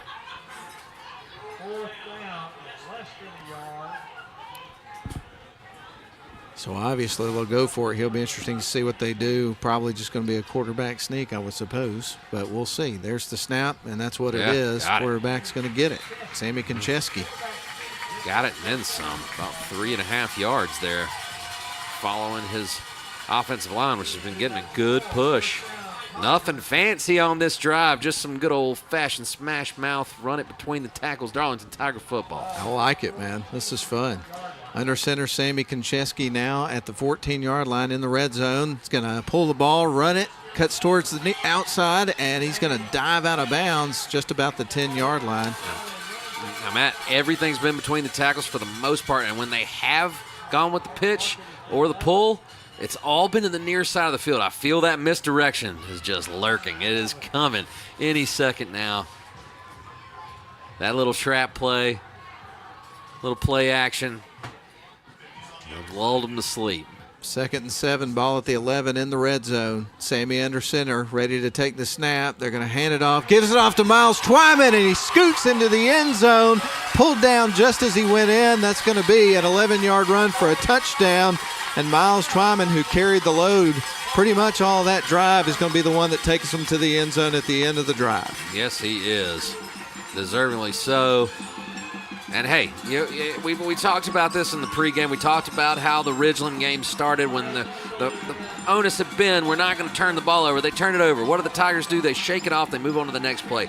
Tonight, first drive of the game, 2 plays, touchdown. Next possession, they get a ball intercepted. It was a fumble, but on the pitch play, they're down 13-0 in a blink of an eye, Matt. There's the extra point, and that one's through, and guess what? That gives the Darlington Tigers a 14-13 lead. Yeah. They were down 13-0. This Tigers team is absolutely delivering on what they're being taught by Wayne Groves and this coaching staff. You got to shake it off, move on to the next play. They fought back. They've got the lead in this ball game with 6:54 left to go in the second quarter. That's something else, man. Yeah. You're listening to Darlington Tigers football tonight on WLAQ, or if you're watching the live stream produced by Northwest Georgia Media and presented on the Darlington School social media channels as well as YouTube. And it's hard to believe that at this point we're already enjoying Game 4 of the season. Next week is when region play is going to begin, and we're going to be hitting the road to go into Haralson County. And boy, this is a tough region this year. This 6A Division 1, as you've got Haralson County on the road, then it's going to be Pepperell here, Heard County, and Model, all of those home games. And at the end of the season, you'll go to Temple and then Bremen. There's no weeks off in this league. No. It's the battle of Highway 27 is real. It is real, man. You want a couple of score updates? Absolutely do. Hey, how about the Rome Wolves? 21-0. They're up. They're exercising some of those demons that the Tigers did a few weeks ago. I've had a tough start with the 0-2 start against some great competition. So Rome back in the winning ways. Cartersville's leading Dalton 14-0. And Chattooga 21, Gordon Central 0. The Salu's going to line drive it this time. That's going to scoot into the end zone for a touchback. Last time the squib kick was picked up, and it was a heck of a return from Bryce Duck. This time he does not get the opportunity. Fannin County leading Coosa 21-0 in the first quarter. Snorville up 14-0 over Coahuila Creek. Dade County up 14-7 over Christian Heritage. No score in the Tryon-Lafayette game, and no score in the Allatoona-Cedartown game. Thank you for the update. We mentioned to you earlier in the broadcast that we had a Thursday game yesterday. The Almerchi Indians ended up picking up a loss up at Gordon Lee. 42-0 was the final score in that game. Coach Blue will get that team on track. They had a nice 3-0 start. But region plays a different animal, especially on the road. Yeah, that Gordon Lee team must be pretty good. They're off to a hot start. They got some firepower on offense. All right, they're going to line up in the pistol here for 1st and 10 from the 20 after the touchback. 2 wide receivers on each side as Ryan gets ready to take the snap. There it is. He's going to hand it off to Hollingsworth. He's going to try to cut towards the near side, but the Tigers didn't let him spring loose. They did not. Excellent tackling there. Sammy Konchesky, I believe, was in on it. Noah Duggan was in the area. The Tigers seem to be settling into this game. I mean, They it's really just do. great when you take a couple of haymakers like that just to see the resolve of your team. Two wide receivers to the near side, couple on the far. Ryan with them in the pistol. There's going to be a pass up the middle, connects, but the defense was right on top of the pass and brings him down immediately. He did pick up a couple of yards, but that was a good defensive play. Noah Duggan greeted him rudely. I'm going to get the second Tiger that came in on that tackle.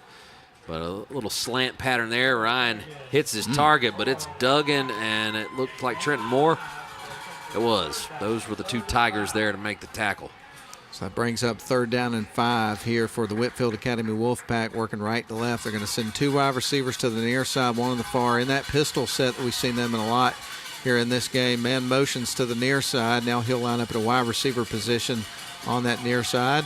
Got to send him back over to the right side before they snap the ball. Ryan getting ready to take the snap, and the play clock got down to 1 second. They just get the snap in time, get it to Hollingsworth on a quick pass on the near side, and he's brought down, but I believe he got the first down. And that was all Hollingsworth there. Just a little swing pass. Got it to the playmaker in space, and he made a couple of jukes. So it looked like it was going to be a delay of game there for a second. They got the snap off just in time and got a first down. Evan Parton almost got a mid on that thing, too, from his defensive end position. He got his hand up, but ball slipped by, and a big first down there for the Wolfpack.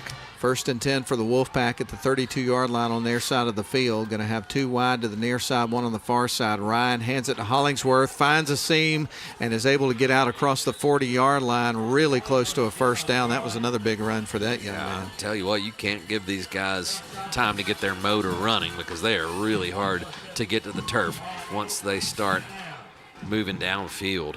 And that time he was able to cut back, had a good running lane.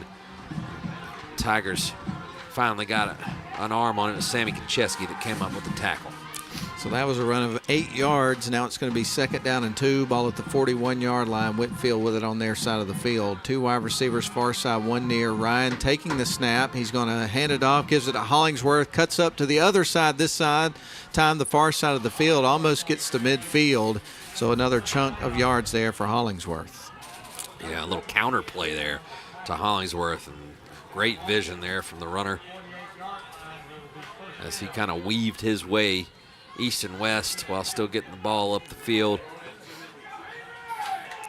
Going to be a wide receiver to the near side, Harrison Brantley, 1 on the far side. Going to line up in the gun this time. There's the snap. Hollingsworth, quarterback drops back, puts the ball up the middle, and that's going to be actually incomplete.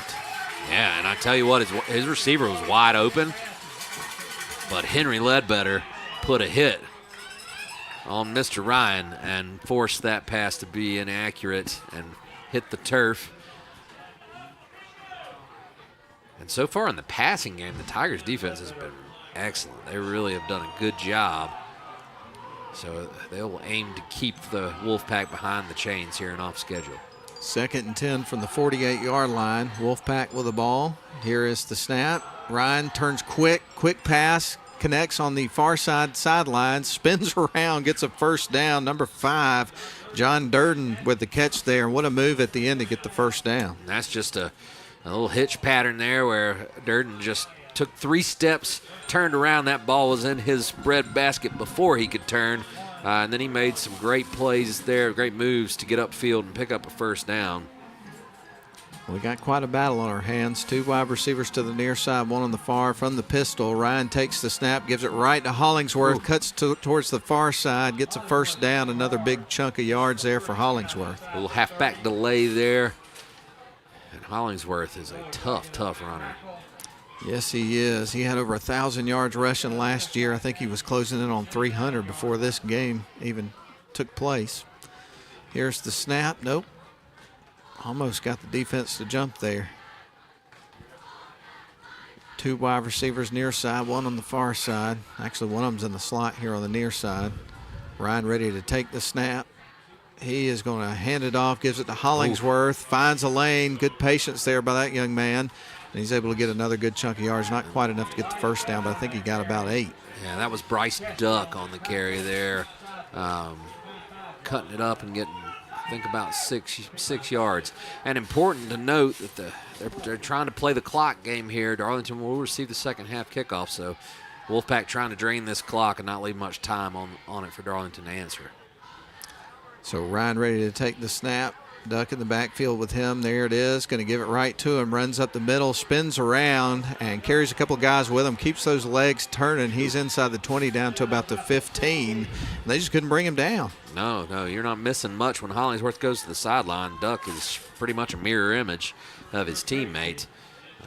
These guys run really hard and are elusive. Tough to bring to the turf. So 2 good runs there by Duck in a row. Wouldn't be surprised to see him go back to that well. We get ready for the snap to the quarterback out of the gun this time. Has 2 wide receivers to the near side, one on the far side, and he's got an up back here on the left side of the formation. So Landon Ryan, the sophomore quarterback, takes the snap. He gives it back to Duck, but he's wrapped up quick this time, which is what you got to do with him for sure. Yeah, tried to get the counter play right there, and the Tigers were able to get into the backfield, get good penetration up front, and make the tackle before that play could get going. And that was Ty Wood that was joined also by Bryson Jones there to bring Duck to the turf. And the umbrellas are going up here inside Chris Hunter Stadium. Rain sprinkle, fall, yeah. It's dry in here, though. Yes, it is. There's the snap. Ryan puts the ball in the air. It's intercepted. Jace Donaldson bats it in the air. It comes down in his arms. He's streaking down the sidelines. He may go all the way. Here he goes, folks. Nobody's going to touch him. Touchdown, Darlington Tigers. Pick 6 to pay dirt, Jace Donaldson. And the Tigers extend the lead. Oh, my, what a play. And the rain starts to fall, and Jace Donaldson makes the play of the game thus far. And that we've seen some passes that have been risky so far by this Wolfpack attack. The running game was working. They decide to take a shot there. Ryan goes for the timing pattern, and Jace Donaldson just jumps the route, makes an excellent play, tips it, reels it in, and then turns on the afterburners to the delight of this crowd here at Chris Hunter Stadium. And the Tigers have flipped the switch after trailing 13-0. They are now up 20-13 and will try to extend the lead to 21-13 and 8 points with the PAT. And he got that ball at the 10-yard line. So that was 90 yards into the end zone for Jace Donaldson after the interception return. What a play. Wow. And the rain's really coming down now. Thought we were going to get out of here without any. Not so much. But that's all right. If the rain brings plays like that for the Tigers, we'll deal with a little water. Yeah, just hopefully we won't have any lightning tonight. Oh, my goodness. That was something. Yes, it was. What do we got going on here? Maybe a little rah-rah after the play, it looks like. So that brings the Tigers' penalty count up to 5 for 50 yards, and that's going to push DeSalu all the way back to the 25, so he's going to have to hit a 35-yard extra point. Well, let's see if he can knock it through. It's 20-13 right now. Tigers on top after the interception and pick 6. Here comes the snap. Good hold by Sammy. Kick is on the way. He's got enough leg, and it's going to be wide to the left, it looks like, and it's no good. All right, so we got a 7-point game. Both teams have missed an extra point.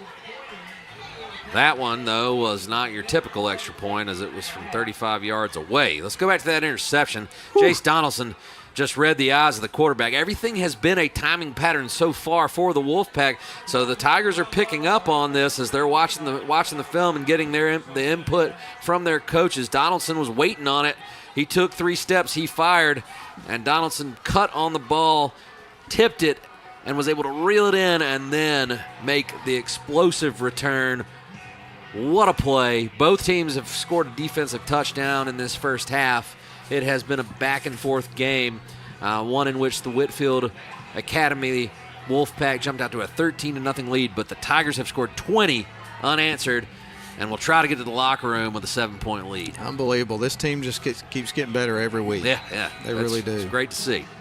It's not been a mistake-free game for sure, but as you talked about earlier, man, they've just gone with that next play mentality, and they've been able to turn it around and have some positive things happen. There's that line drive kick, goes right into the end zone, and it's a touchback. Yeah, that's effective. That was a knuckleball right there. It really was. I don't blame him for not trying to field it, especially with the precipitation coming down. It does look like it's let up a bit already. Miles Twyman appealing to the fans right now, trying to get the student section into it and get some energy going here. This is an exciting environment here tonight for this football game, especially after what we just saw happen a couple of minutes ago. That'll light a crowd up right there. To see a play like that, the pick six is always something the fans are thirsty for, but one of the 90-yard variety when the other team is threatening to take the lead back, it doesn't get much better than that. Another train coming through here. Actually, that's the first since we've started the game, but we had a couple of pregame trains that went through. Those are my favorite trains. The pregame you do? trains. You like I those? I like the pregame trains. Here we go. I'm going to have to stand up. Yes, we are. Landon Ryan lines them up in the gun, 2 wide on the far side, 1 on the near side. They're going to give it to Hollingsworth, who tries to cut up the middle, and guys are just diving after him. I love the defensive effort on that play. Yeah, Hollingsworth has a lot of wiggle. That's the best way I can describe these ball carriers for Whiteside or Whitefield. They are really, really tough to bring to the turf, and Darlington's done a much better job after that first drive. Hollingsworth gets him for 4, though, on that play. Going to send trips to the near side, 1 on the far side. Ryan in the pistol takes the snap. He's going to put the ball in the air, a little swing to the near side, and they're going to haul him out of bounds. Doesn't look, no, he's still up. Whew. He's going to be brought down for a loss. Yeah. Wow, what a play. Yeah, Trenton Moore was close to making the tackle there. We're going to get a flag here. Okay, Darlington's clapping their hands. I think this one might be the first penalty of the night on Whitefield. Or at a minimum, offsetting. Right now the official talking to Coach Groves, it looks like. A lot of pointing going on. We'll see what the official call is. Blocking the back. Yeah, blocking the back. Groves will decline, and that'll set up a 3rd and 6 with 33 seconds left. And that should wind the clock on the official's signal.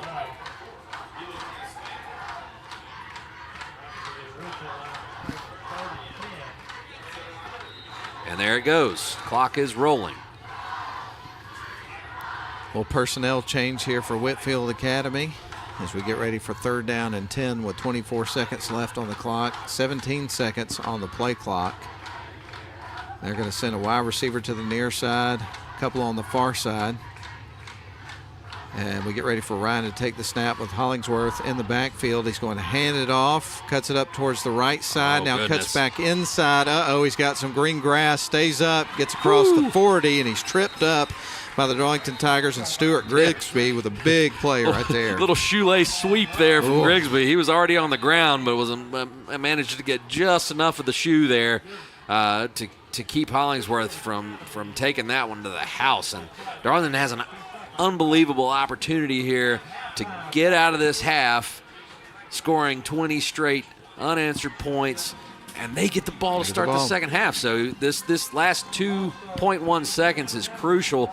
You don't want to give up a Hail Mary or some kind of freak trick play here. So Darlington will take a minute here to gather themselves. 2.1 seconds left on the clock remaining here in the first half of play. As you pointed out, Darlington leading this one 20-13 despite trailing 14-7. 13-7 rather, at the end of the first quarter of the football game. What a turnaround this has been, man. This has been incredible. Well, some numbers for you here. Mason Hollingsworth has 10 carries for 98 yards already here in this first half. And he came into the game with 293 yards, so he's already pushing 400.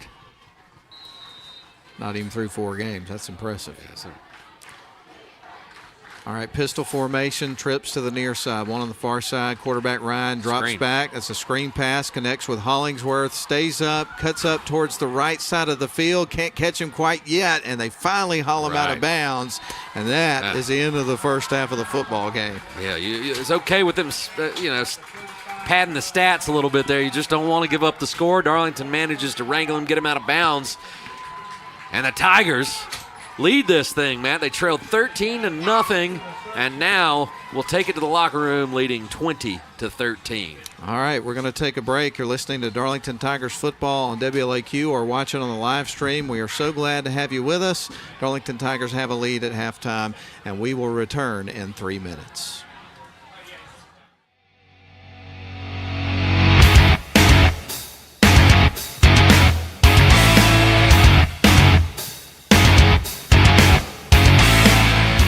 Shop for your next car, truck, or SUV at Riverside Auto Group. Check out riversideautogroup.com today to browse their selection or visit with them in person at Riverside Chevrolet GMC in Rome, Riverside Toyota in Rome, and the all-new Riverside GMC Cadillac in Cartersville. Locally owned and operated by the Welburn family since 1974. That's Riverside Auto Group. Visit riversideautogroup.com.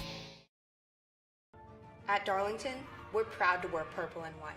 Because Tigers strive for greatness. In the classroom and on the field. We know that we can do anything, be anything, achieve anything. We're part of a program that is 100% dedicated to nourishing our minds and our bodies. As teammates, we push each other further than we ever thought we could go. Because every single one of us has something to contribute. We practice hard so that when we compete, we can leave it all out on the field. With each win, we build confidence. With each loss is a lesson. Our coaches teach us more than technique. They prepare us to be good teammates, friends, and people. We face adversity together and push through to reach our goals. We may struggle, but we will never give up. Because today, tomorrow, forever. We're Darlington Tigers.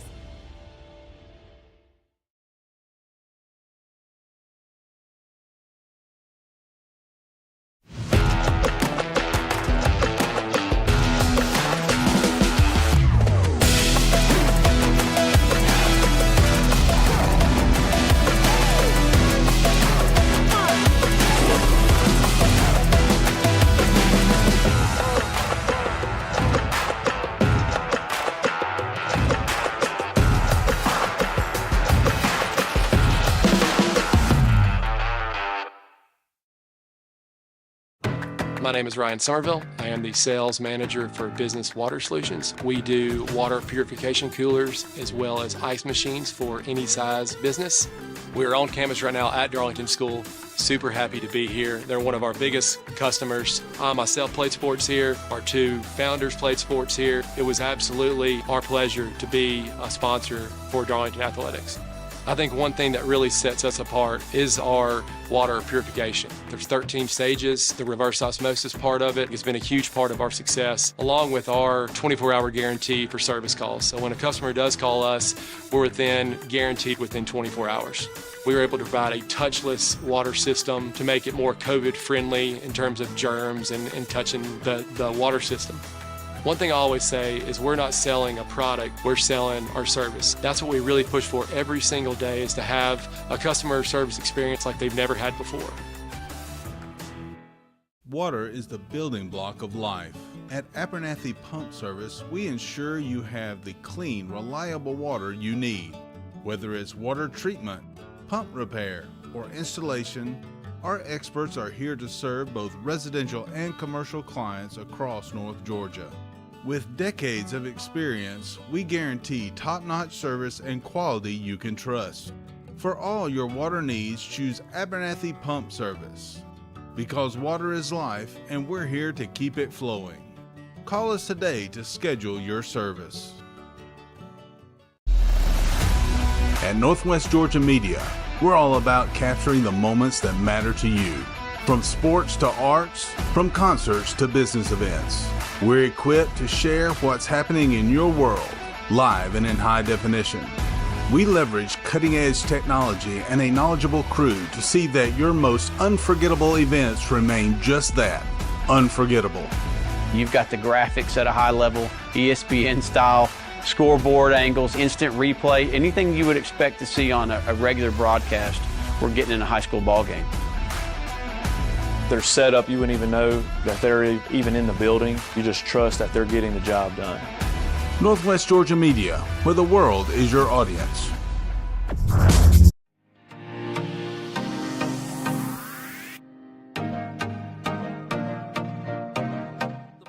Pulls it in and then dashes 90 yards for a touchdown. Pick six. Darlington missed the extra point after a penalty, pushed that extra point back to a 35-yard attempt. It was wide left from DeSalu, and they have a 20-13 lead. They were able to get to the locker room with that 7-point lead, and they get the ball to start the second half. Yes, definitely got to take advantage of the opportunities that are in front of you, and obviously that's going to be one of the things that the Tigers want to do coming right out of the locker room is put together one of those long drives perhaps and grind some time, get a score, go up by a couple of scores there, have a very positive drive right out of the locker room. If you can do that, there's no telling what's going to happen in this game. Certainly a recipe for success. When you run this option offense, playing with a lead, if you can get a little cushion and control that clock, you can salt these games away, and that's what we're hoping happens tonight here for the home crowd. We're at halftime. Tigers lead at 20-13 is your score, and it looks like we've got some statistical data for you that we don't normally have, and we'd like to thank our intern that's with us tonight doing an internship with WLAQ combined with V3, but Grayson Atkins has done a great job for us tonight, and you got some information from it. Yeah, absolutely. We'll highlight a couple players from each team. Sammy Konchesky so far tonight, he's 3 for 3 passing for 21 yards, but he also has 6 rushes for 54 yards and a touchdown, while Miles Twyman has been the workhorse tonight. 14 carries, 75 yards, an 11-yard touchdown that gave the Tigers their first lead of the night. On the other side of the ball, we've got some explosive playmakers that have come to town here with the Wolfpack. None more so than Mason Hollingsworth, the running back. He scored on a real long touchdown on the first drive of the game, second play of the game, actually. But he has, so far tonight, 10 rushes for 98 yards and a touchdown, along with 2 receptions for 23 yards. So he's already well over 100 yards of total offense. And then our quarterback for the Wolfpack, that is Landon Ryan tonight. He's 6 of 11 for 70 yards, but a costly interception that was the difference in the first half. Tigers on top, 20-13. Like the sound of that. And, of course, we're glad you're with us at halftime here on WLAQ and also the live video stream. We're getting a performance right now from the Whitefield Academy Marching Band, which is super exciting. We're glad to bring you that as well. But we're going to go ahead and take a break. When we come back in our next segment, we're going to run down some scores, courtesy of Rome Orthopedic Center, the sponsor of our post-game scoreboard show that we've got coming up with Lynn and Austin at the end of tonight's action. Also, you never want to tune off the broadcast until you hear who's going to get the cupcakes. The Honeymoon Bakery icing on the cake player of the game. And, Miles Twyman got 3 touchdowns and over 100 yards last week, and he's in the running again this week. Of course, he's in the running every week. He certainly is, and there's some other Tigers out there that are fighting for cupcakes too. So we'll see how this thing shakes out. Long way to go. Long way to go. 20-13, Darlington Tigers on top. We're back in 3.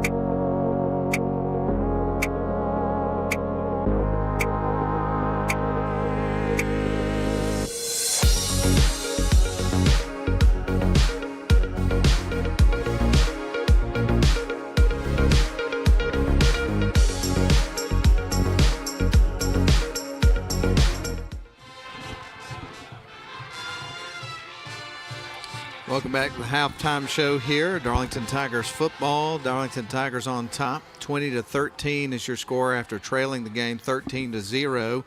Scored 3 unanswered touchdowns. Easy for me to say, to take the lead into this football game. And at halftime, get the ball out of the locker room to start the second half because Whitefield Academy won the toss. They elected to take the ball, and it paid off for them to start the game. But the Tigers answered back, and they get the ball to start the second half. But we're going to look at some other scores here for the next couple of minutes. And anything interesting popping off the page at you right now? First, was that some Coldplay I heard out there? It was. Yeah, popping out there by the Wolf Pack band here. You mentioned our score here, 20-13 at the half, with Darlington in the lead, but we'll go around the region and I'll give you everything I've got. Cartersville up 20-0. Not a lot of surprises tonight. I'll start there, but there are a few. Cartersville up 20-0 over Dalton. Dalton's really struggled this season, which is kind of surprising. They were a heck of a football team last year. Rome up 24-0 at Barron Stadium over their rival East Paulding. And look, Rome had a weird start to the season. The bus crash causing them to miss that Corky Kell game, and then opening up against two just really tough opponents, losing the close one to Toombs County last week. But it's region play time, and John Reed's Wolves are back on track, obviously, up 24-0 against a good East Paulding team. Cedartown up 17-0 over Allatoona. The Bulldogs, they just continue to devour everything that comes their way. Chautauqua, we think Roone Gable has got himself a pretty good squad. Well, he's leaning on Zayden Cook like they have all season. They're up 28-0 over Gordon Central. Dade County Christian Heritage, we all thought this was going to be a good game.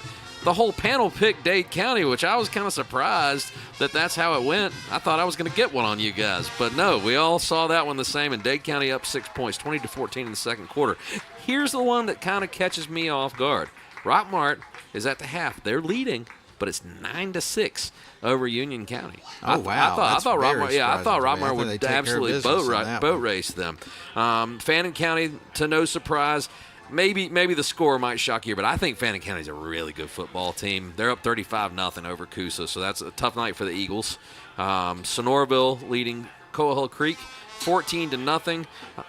Cambridge is up over Calhoun 17-6. I think this is just a really good Cambridge team. Calhoun is playing a meat grinder of a non-region schedule. If you want my prediction, they may be 1-3. But when they get to region play, I think they'll go undefeated and walk right into the playoffs and make a run at another championship. Very, very possible that happens. And then the last one, our game of the week on this week in Northwest Georgia football, Cass and Hiram locking horns, and they're delivering exactly what we expected. It's 21-14. Cass leads. Is that one at halftime yet, Grayson? It's a half. Wow, that one's certainly delivering the goods. While we got a couple of minutes here before we take our last break, before we get ready for the second half of this game, I thought I'd throw out a couple of interesting facts about Whitefield Academy. And the first one is related to why it's named Whitefield Academy. And I'll never forget the first time I ever did broadcast any sports broadcast involving Whitefield Academy. You look at it, it looks like Whitefield, right? Well, it's actually pronounced Whitefield Academy. And I was with the Darlington basketball team. They were playing Whitefield Academy in the playoffs. It's been a number of years ago, and Tyshawn Good was a part of the team at that time. Nice. And Darlington had it it was a 1 or 2 point game at halftime. Then he fouled out of the game. It was kind of over from that point moving forward because at that time Whitefield Academy had like 5 guys that were D1 guys. They've had some good basketball teams over the year. But the reason I want to bring up the basketball program, back in 2001, they had a pretty famous basketball coach for, I think, only a season he was there. And it's a name that I know you're really going to appreciate as a Georgia Tech fan. Care to take a guess? This was a coach that they had? Yes, what year was this? 1 year. It would have been 2001. So he would have more or less just retired from the NBA not too long before that. Oh, wow. Yeah. At Whitefield Academy, or Matt Harpring. No. But you're very close. Yeah.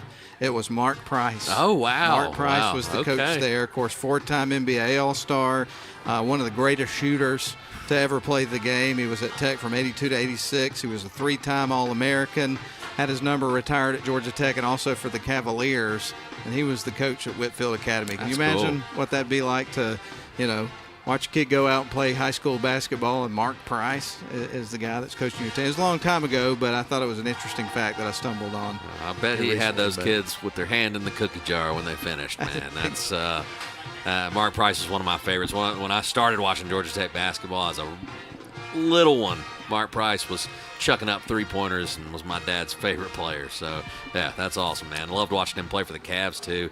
Him and Brad Daugherty and Craig Elo out there for the Cavs were a fun combination. One I used on NBA Jam a lot. Oh, no doubt, no doubt. Well, I thought you'd enjoy that little trivia fact about Whitefield Academy, which, by the way, is named after 18th century English evangelist George Whitefield. There we go. In case you were wondering. Well, with that said, we're going to take our final break. We'll catch our breath, and we're going to get you ready for more Darlington Tigers football. They get the ball to start the second half, already leading this game 20-13. Let's see if they can punch in another one, take a 2-score lead to start the second half. We're going to find out in just a little bit. But let's step out for 3 minutes. This is Darlington Tigers football on WLAQ and also the live stream. Coosa Steel is a family-owned full-line steel service center located in Rome, Georgia.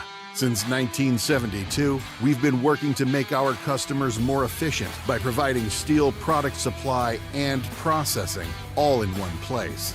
We are proud to provide a large range of products, including hot-rolled and cold-finished steel, stainless steel, galvanized steel, aluminum, and alloys. Our capabilities enable us to assemble and process steel orders within days, shortening your lead time.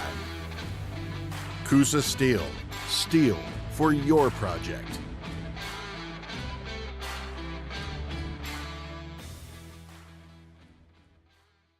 Water is the building block of life.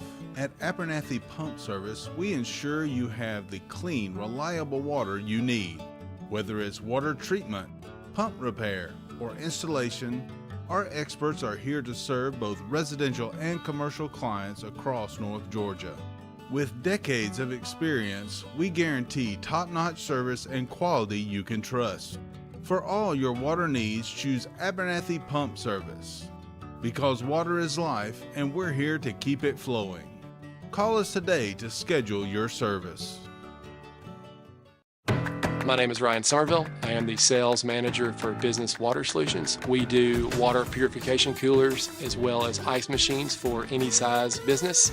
We're on campus right now at Darlington School. Super happy to be here. They're one of our biggest customers. I myself played sports here. Our two founders played sports here. It was absolutely our pleasure to be a sponsor for Darlington Athletics. I think one thing that really sets us apart is our water purification. There's 13 stages. The reverse osmosis part of it has been a huge part of our success, along with our 24-hour guarantee for service calls. So when a customer does call us, we're then guaranteed within 24 hours. We were able to provide a touchless water system to make it more COVID-friendly in terms of germs and touching the water system. One thing I always say is we're not selling a product, we're selling our service. That's what we really push for every single day, is to have a customer service experience like they've never had before. At Rome Orthopedic Center, we salute students, freshmen and seniors, athletes and artists, first stringers and choral singers, band majors and game changers. We hope you never need orthopedic care, but if you do, choose the only practice in the Rome area solely dedicated to the orthopedic needs of the students and families in our community. Rome Orthopedic Center. To make an appointment, call 706-292-0040.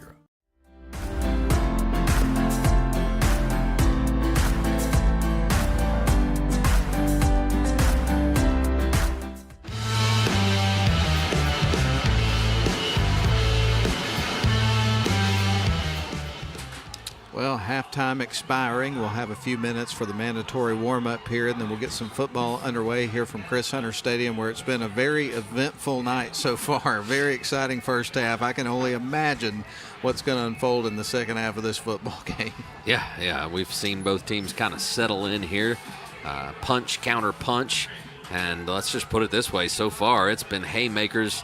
The Tigers were put into the corner and put on the mat early, but they got back up and started throwing haymakers of their own and rallied with 20 unanswered points to lead this thing 20-13.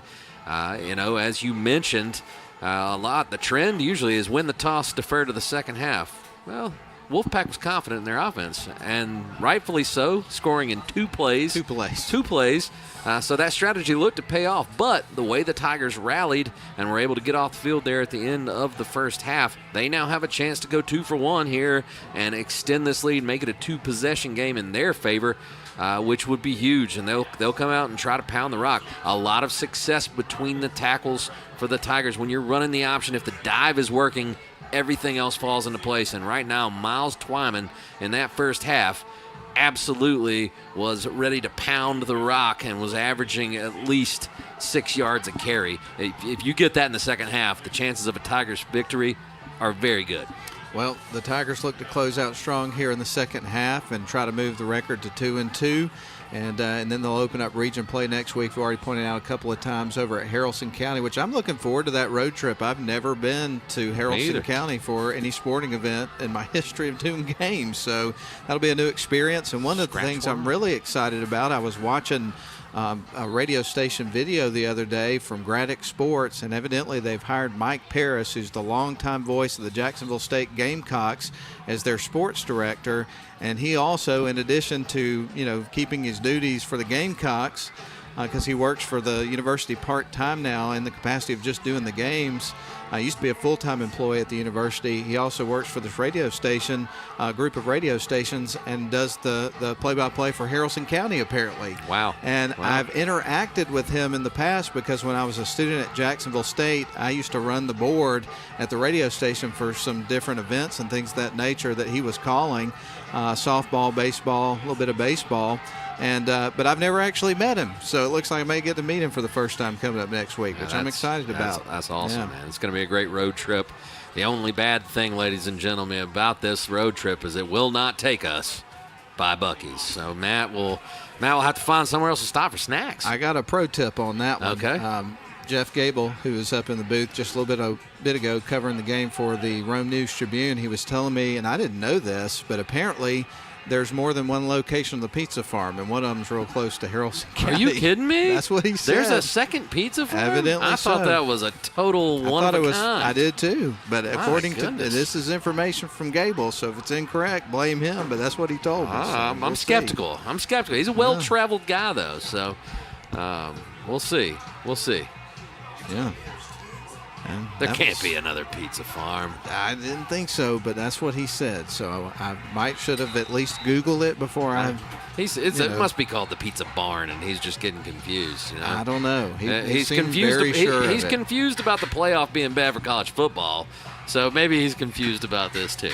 I don't know, but I hope not in this case. I will say about that. But all right, well, let's give you an update on the Braves. We're getting ready to have the kickoff of the second half. The Braves are up over the Dodgers. They jumped out to a 5-0 lead, but right now the Dodgers battled back a little bit, but it's still a 5-2 lead for the Braves. They are in the bottom half of the fifth, in case anybody was tuning in the radio tonight, wanting to hear an update on the Braves.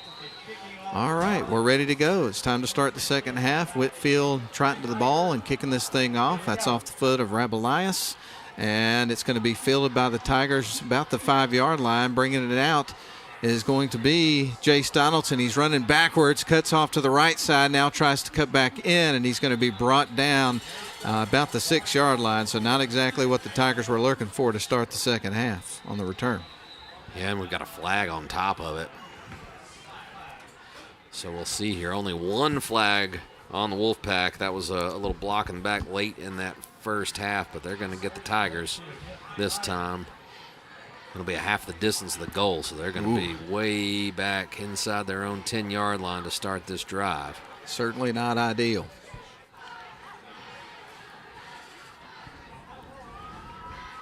So here we go. They're going to march it back and place this thing. Noses right at the Tigers' 5-yard line, so they have to go 95 yards to pay dirt. Well, we saw him go 90. We did. On the interception return. We sure did. And it looks like it's a little bit inside the 5 there. It does. It does. So the Tigers will get up to the ball. 1st and 10, as you mentioned. We'll call it 5.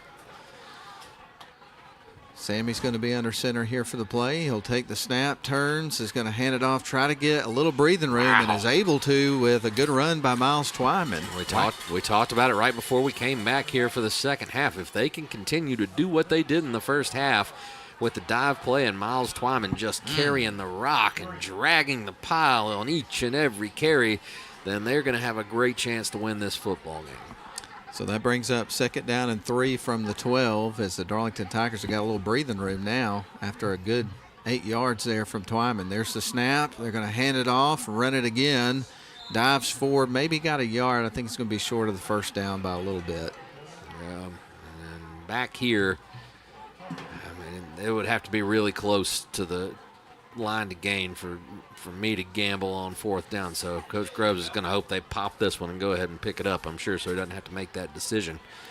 But still a drizzle out there, which also makes ball security that much more of a focus here for the Darlington offense.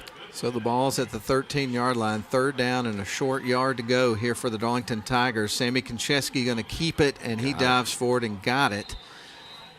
And he's been successful in that play a few times in this game. Yeah, the sneak has worked well. And huge first down there because the Tigers had started so deep in their own territory. You want to eke your way out. Give yourself a little breathing room. And the rain is picking up a little bit here early in the 3rd quarter. The 1st down and 10 here for the Tigers. They've got the ball at the 16-yard line, still in their own territory. Going to line up with everybody in tight. Sammy Konchesky under center, ready to take the snap. He's got it. He's going to fake the handoff, keeps it, runs out to the right side on that far side, and is going to be knocked out of bounds. Maybe got a couple of yards there. He actually got some positive yards there. That was making something out of nothing by Sammy Konchesky as he decided to pull the ball there, bounced it outside. Great pursuit from the Wolfpack defense, but Konchesky kept stringing it out and was able to dance around and pick up 2 yards. So 2nd down and 8 after the pickup of 2. 10 minutes left to go in the 3rd quarter. Darlington leads at 20-13. This is the first drive of the second half, and it began at the Darlington 5-yard line. They've got it at the 18 right now. Sammy's under center for this 2nd down play. There's the snap, going to pitch it, gets it over to Jace Donaldson, and he is going to cut towards the near side of the field and brought down after a pickup of about 5 yards. And 2 flags. yeah, I think we may get a late hit. I'm not sure who it's going to be on. The Wolfpack is clapping. Ty Wood was in a tussle with Thomas Baxter near the sideline. We'll see. This would be a real backbreaker here if they call this a late hit. They're talking to Coach Groves, which would make me think it's going the other way. Officials still having a little bit of a conference with Groves, as you pointed out. Pretty intense discussion as we get the results here from the White Hat in just a couple of moments. Here it is. Dead ball, and they are calling it. And I really think that Wood was just trying to finish the block there. I don't think that was anything malicious whatsoever, but it was outside the boundary. It's kind of hard for us to see because they've got the tent down there, and we were kind of shielded by the Darlington players on the sideline. I'm going to watch this again and see how it finished. Donaldson really had a great run there. He was in a lot of traffic, and picking up what he did was great. But, yes, it was Wood. Oh, come. Wow. They're going to get him for that. That was ticky-tacky. I'm sorry. There, Wood gave him a little love tap over on the sideline, and he went down, and they threw the flag, and that is a costly one.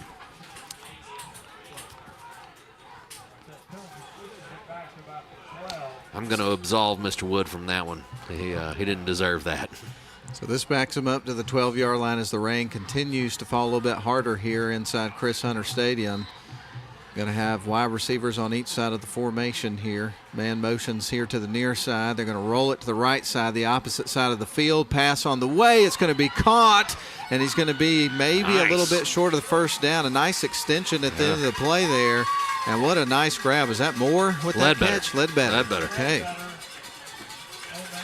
And we've been instructed when he makes a big play, we're not to say Ledbetter. We're supposed to say Henry Ledbetter. All right. Yes, so great play there.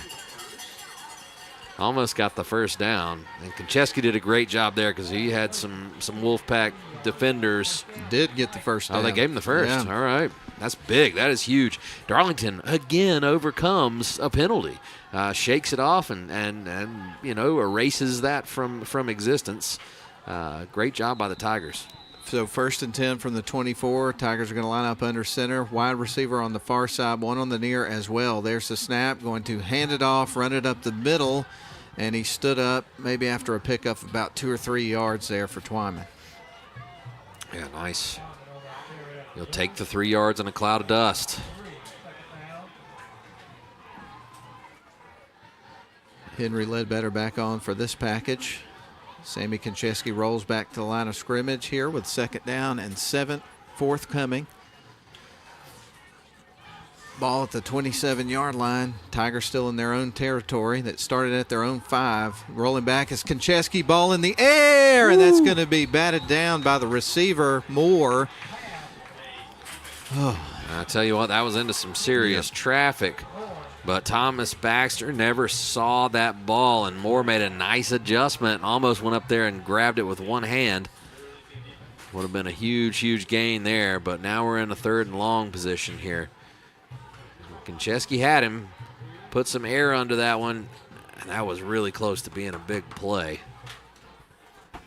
So that's going to be going back to the drawing board here for the Tigers. 3rd down and 7. Ball remains at the 26 after the incomplete pass.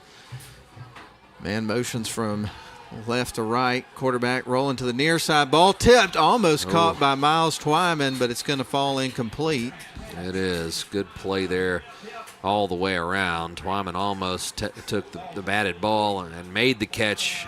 I think even if he reels that in, he's not going anywhere because the defensive pursuit was excellent there. But play action there. Konchesky rolls out to his left.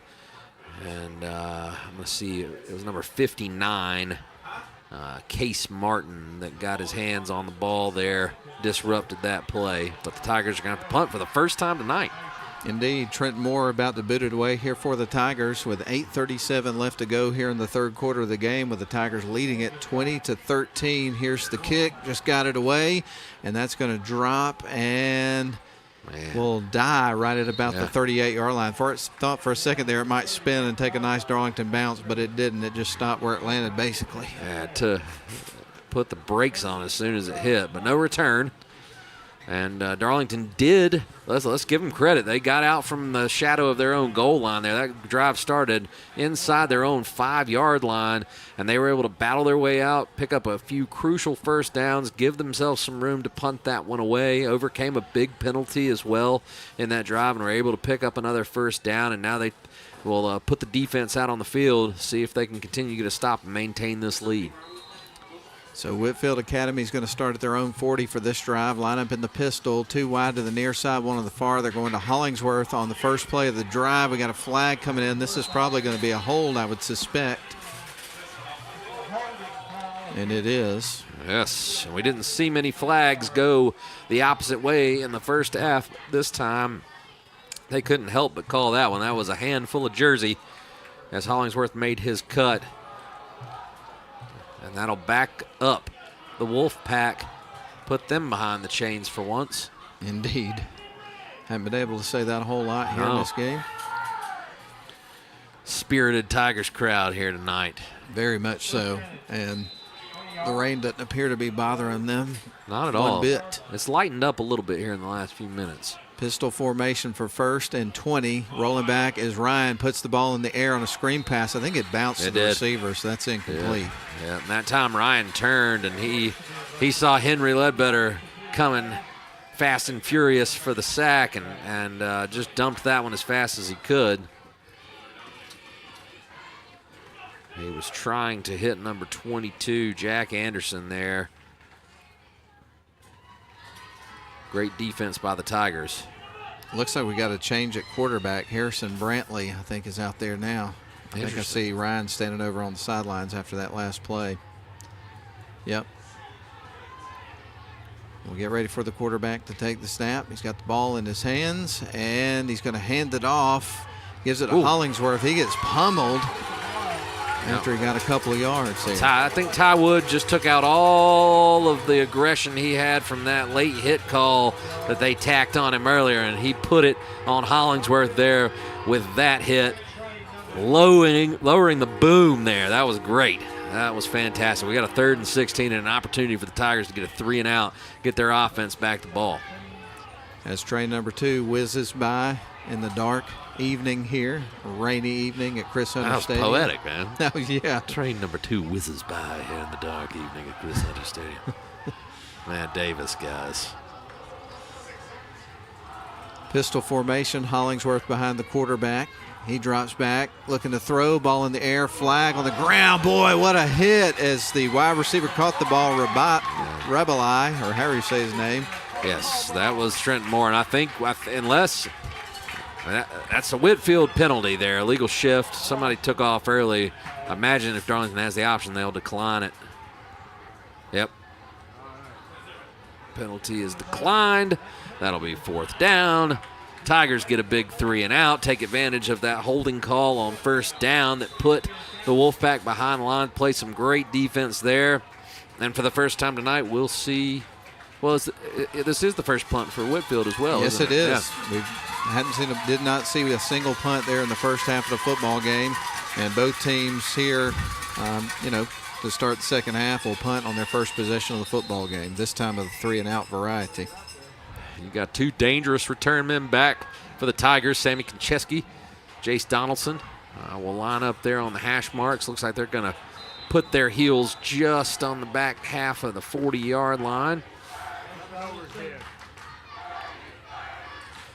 So here comes the punt. Oh, he botches the snap. There's the kick, and it's wobbly. He's going to drop it about the 40-yard line and go out of bounds. So great field position coming up for the Tigers. Bo Bradford's the punter there for Whitefield Academy. And Trenton Moore flag comes in. The flag. What kind of flag? Did he hit the? You can hit the punter if he bobbles.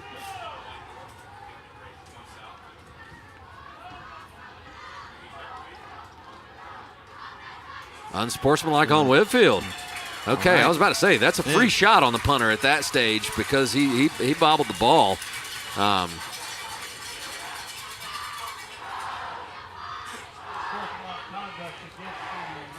Okay. So the Tigers will get 15 yards from the 45. That should start them at the Wolfpack 30 with a chance to seize control of this game midway through the 3rd quarter. Tigers lead at 20-13 with 7:07 left to go in the 3rd quarter of the football game.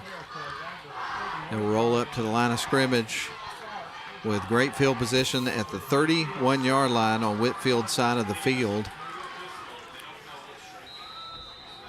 And Sammy's going to be under center. He's got Miles Twyman at that B-back position right behind him. 2 slot backs. There's the snap. Going to hand it off, try to go at the middle. Ball's loose on the turf. I think that Whitefield may have come out with it. We'll see. No, Sammy got it. Thank goodness. Snatched that one at the last second. Avoided disaster there. Twyman was absolutely stacked up there. He didn't have a chance to get any forward momentum whatsoever. Ball came loose. And at the end of the day, it's just a loss of 4, but that was near disastrous. So we're going to have a wide receiver on the far side, one on the near. Nate Koncheski's the one on the near side. Henry Ledbetter is on the far side. 2 slot backs, man motions to the left. There's the snap. Sammy Koncheski going to pitch to the near side to Donaldson, who streaks down the sidelines out of bounds at about the 20. So that's going to be a fresh set of downs and another red zone trip for the Tigers. Yes, it is. Great play there. We got another flag. Coach Groves is having a chat with the officials. I don't know which way this one's going to go, Matt. I think it's going to go against Darlington, but it's my best guess. Officials having a conference right now. We'll get the official word from the White Hat in just a couple of moments. Here it is. They got it all sorted out, it looks like. And they are. So that'll be a first down, but then they're going to march it back 15 yards, and wherever that ball is marked, it'll be 1st and 10 for the Tigers. I'm not sure who they got that on. I'm going to watch the replay here. Donaldson takes it down, and he's at the boundary, steps out at the 24-yard line.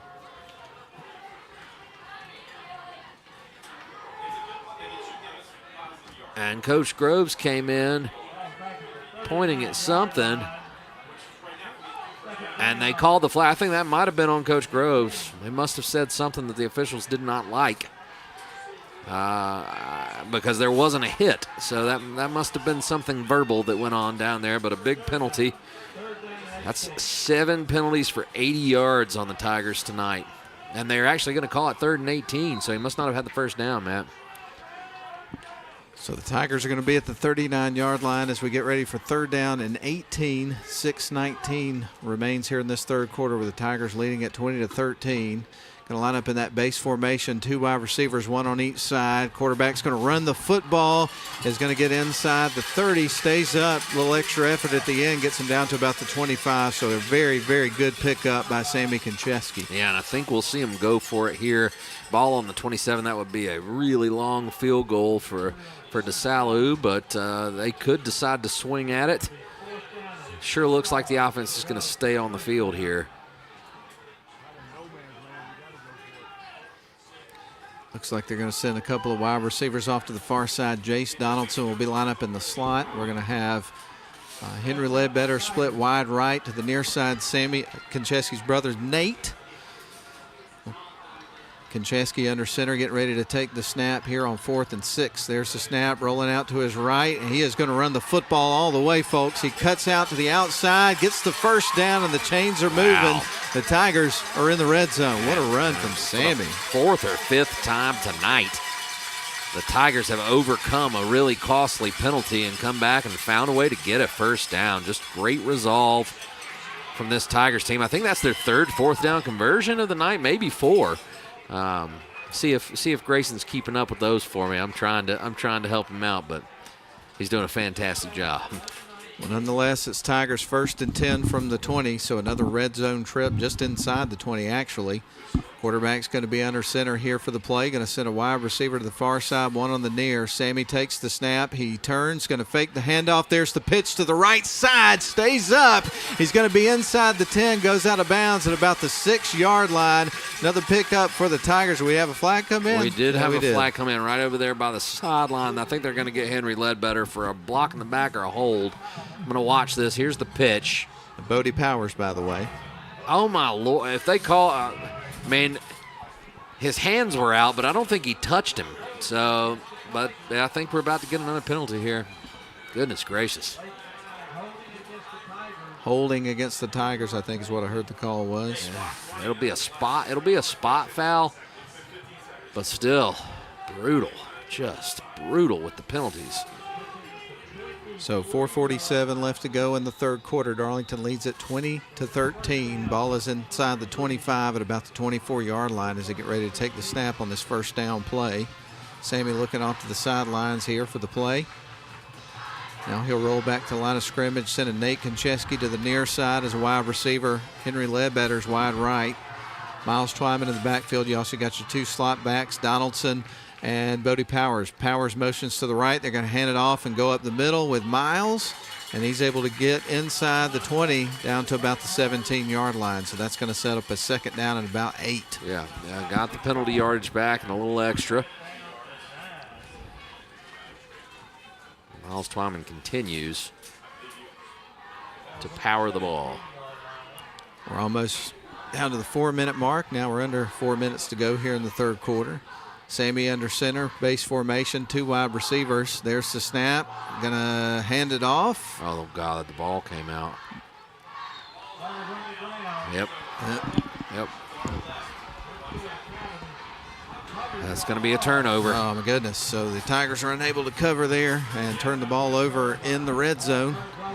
And now Whitefield Academy is going to trot their offense back out on the field. Just mishandled. Ball never got there. Just a bad exchange. And a huge turnover. A great drive from Darlington as they took that one down the field. They've absolutely out-snapped and dominated the time of possession here in the third quarter, but the score remains the same as it was when we came out of the locker room. Darlington up 20-13. Whitefield Academy takes over at their own 18-yard line, sorry. So pistol formation, going to have 2 wide to the near side, 1 on the far side. Starting quarterback's back into the game. They're going to go off to the left side of the formation, get about 6 yards on that play. And that was Hollingsworth with the run again. And again, Landon Ryan's back in the game at quarterback. After we saw Harrison Brantley at quarterback, the last possession for them. Pistol formation, 2 wide to the near side here for 2nd down and 4. They're going to hand it off. Hollingsworth cuts back towards the near side and gets across to about the 30. So that should move the change, yeah. 2 carries, and I would just expect to see a heavy dose of Hollingsworth this whole half. They had some risky throws in the first half, but the running game was, for the most part, successful. So 3 minutes and clock ticking here in the 3rd quarter. Darlington leads at 20-13. But Whitefield Academy with the football with 2 wide receivers to the near side, 1 on the far side with 1st and 10 coming up here as Ryan ready to take the snap. Man motions to the far side, going to hand it off, come back this way. It's Hollingsworth. He's got some green grass, shakes off 2 defenders. He's still streaking down the field. They finally pull him down at about the 30-yard line. Got a flag. And another flag. We have a flag. We'll see, though. Dead ball, personal foul, Darlington. Matt. The penalties I are hate to say this. Listen to this stat. 9 Darlington penalties, 115 yards. Ooh.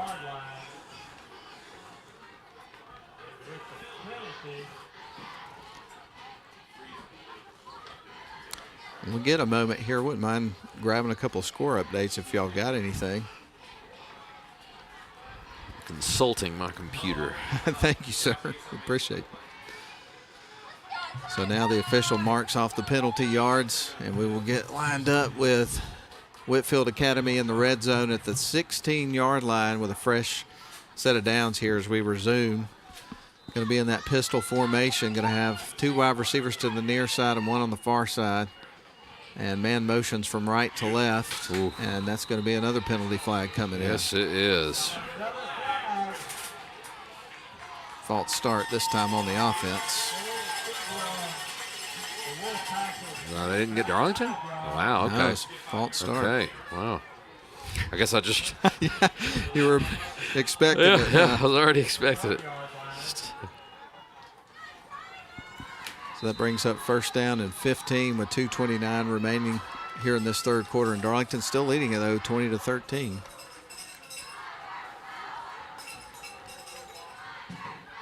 .14 seconds on the play clock. Pistol formation.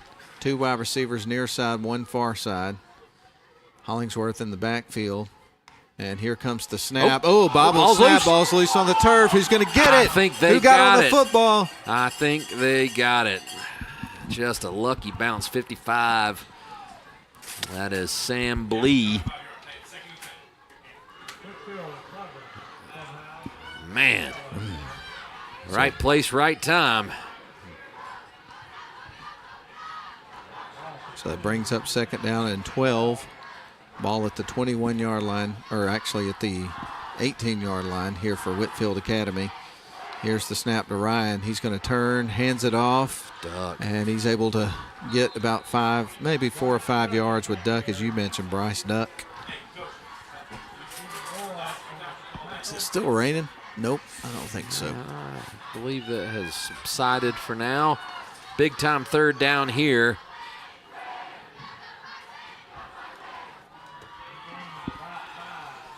As the 3rd quarter closes in on the 1-minute mark. Pistol formation, 2 wide receivers to the near side, 1 on the far side for the Wolfpack.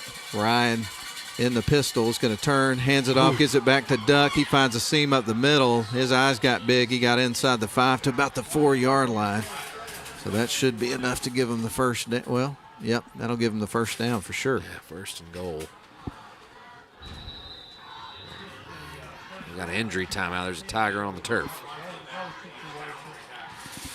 You want to take a break, or do you want me to give you some scores? Yeah, let's do some scores, man. I'm curious. All right, so far, update here. Cass up on Hiram, 21-14. That was our game of the week in our Northwest Georgia football. show this week. Cartersville leads Dalton 29-0 in the third quarter. Rome up 27-0 at the half over East Paulding, a region rival. John Reed's never lost to his former school. Whether he was at Rome or when he was at East Paulding. That's right. That's right. Didn't lose to Rome when he was at East Paulding. Hasn't lost to East Paulding while he's at Rome. Interesting fact there yes. for you. Yes, indeed. Cedartown up 17-0 over Allatoona. Rockmart has extended their lead. They're up 16-6 against Union County. Chattooga up 28-0 on Gordon Central. Sonoraville has extended their lead 21-0 at halftime against Coahulla Creek. Got a good game between Lowndes County. Oh, Grayson's got me a good update here. Hiram has come back to take the lead in that ball game, up 28-21. Let's see here. Lowndes County and Kell. That's a powerhouse matchup. Lowndes is leading that game 21-13 in the second quarter. Dade County up 20-14 over Christian Heritage. Fannin County is leading 42-0 at the half over Coosa. Tryon and Lafayette finally got a score on that one. 28-21 Tryon leads at the half, but a that fight surprises me a little bit. Yeah, I thought that'd be a lot more lopsided. Those than two that. teams in close proximity. We've been up to Lafayette for a game. They have their version of the Ramblin' Wreck over there. It's a pretty cool tradition. Cambridge leads Calhoun 17-6, and then a final score from last night: Gordon Lee shutting out the Armuchee Indians up in Chickamauga 42-0. So that's what I've got for you right now. Unless Grayson's got any more little tidbits for me.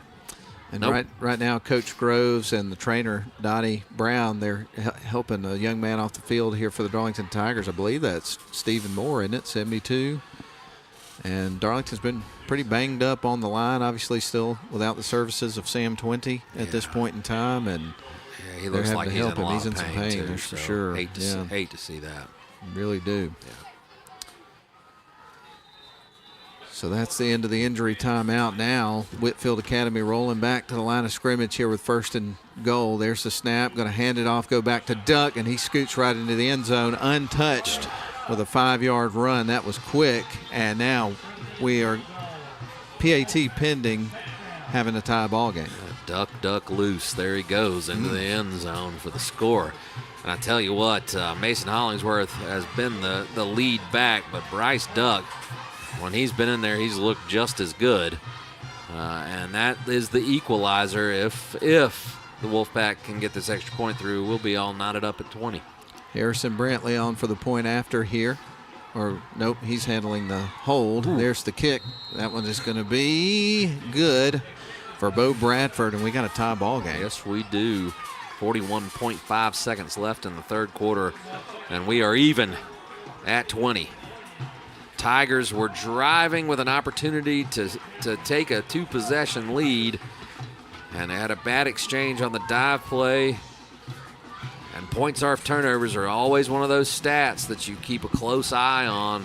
And right now, Whitefield County has cashed in and scored 13 points off of the 2 Darlington turnovers, while Darlington has scored 7 off of the 1 Whitefield Academy turnover.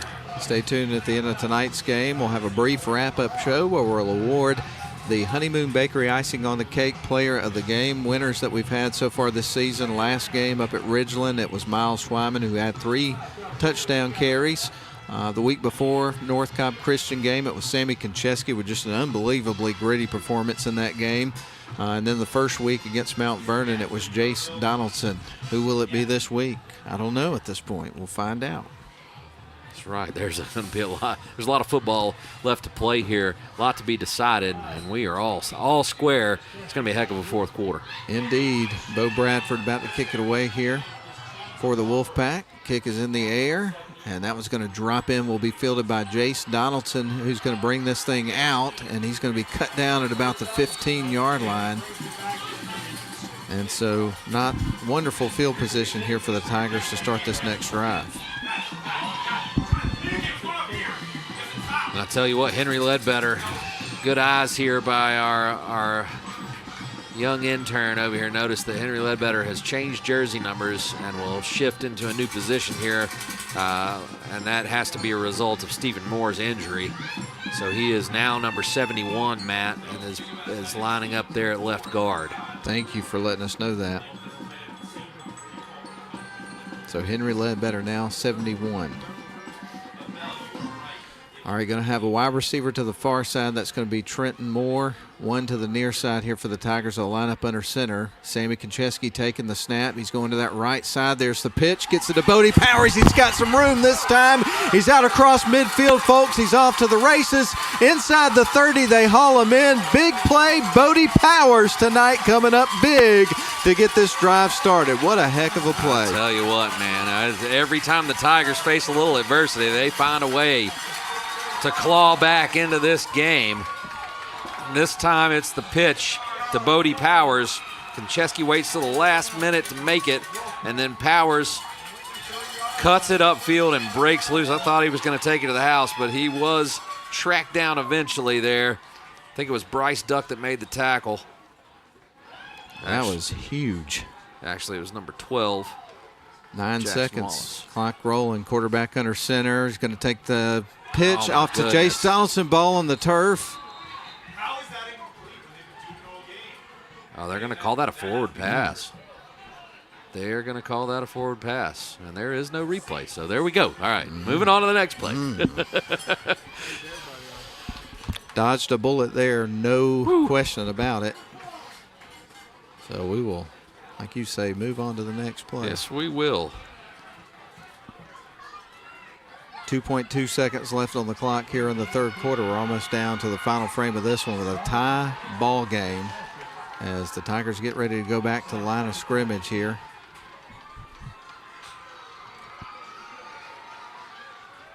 One last play. Yep. Sammy under center. He's going to have a wide receiver to the far side. There's the snap. He's going to pitch the ball again. Goes right back to Jace. He tries to cut inside, gets tackled, and that's the end of the third quarter. We got a tie ball game going into the final frame of this one. Yes, we do. Wow. Yes, have some. Yes, indeed. We'll send it back to the studio, catch our breath. It's locked up, 20 apiece. Darlington Whitefield Academy. Don't go anywhere. We're back in 1 minute. My name is Ryan Somerville. I am the sales manager for Business Water Solutions. We do water purification coolers as well as ice machines for any size business.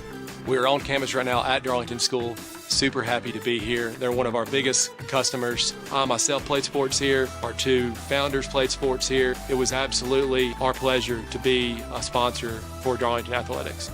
I think one thing that really sets us apart is our water purification. There's 13 stages. The reverse osmosis part of it has been a huge part of our success, along with our 24-hour guarantee for service calls. So when a customer does call us, we're then guaranteed within 24 hours.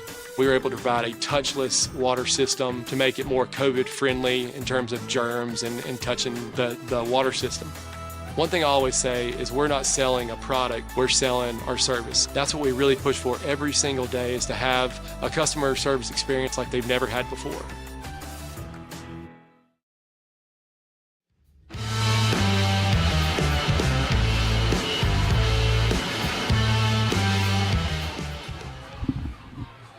Well, it's time to get ready for the fourth quarter. Darlington Tigers and the Whitefield Academy Wolfpack are knotted up at 20 apiece as we get ready to start this quarter.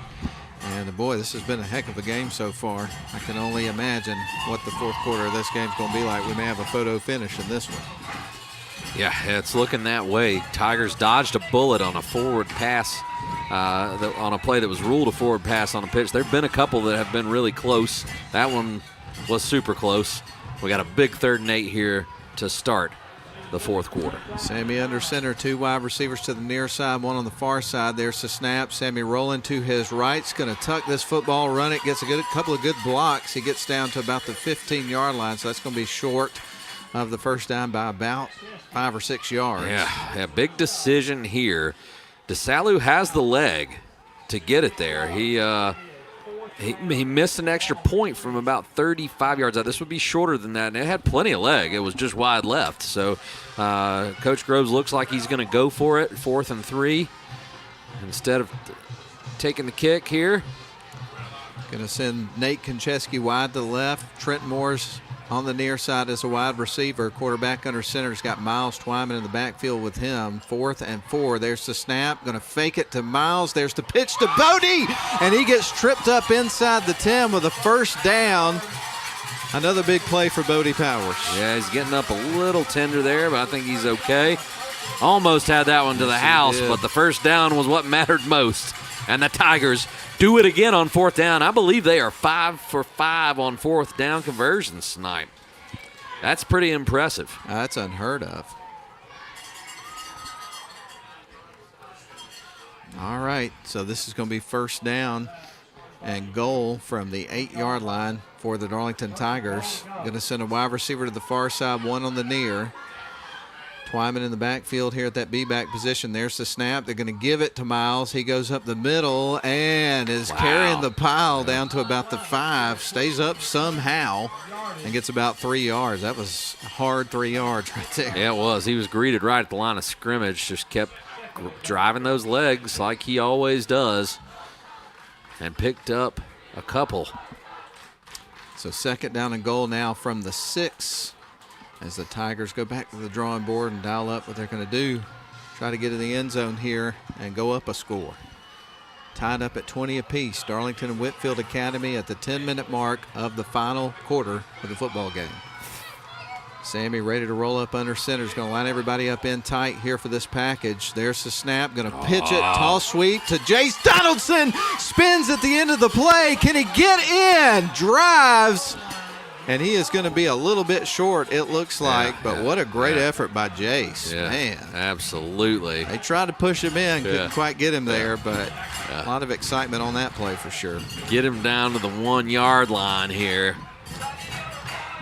Almost got that thing in there. Woo! So the ball is going to be at the 2-yard line.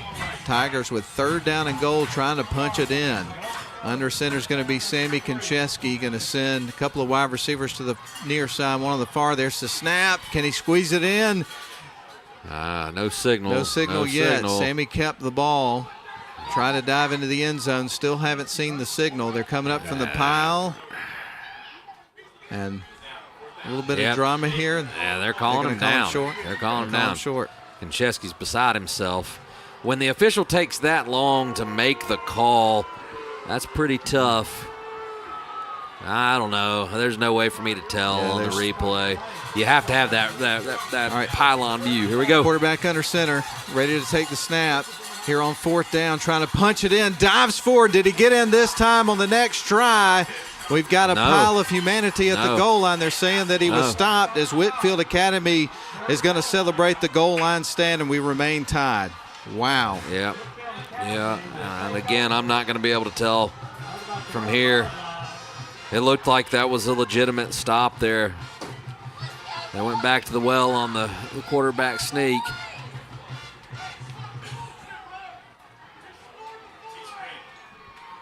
Fans definitely do not like the call, but nonetheless, Whitefield Academy is going to have the ball with 8:55 left to go in the ball game, with us remaining knotted up at 20 apiece. Yes, they are.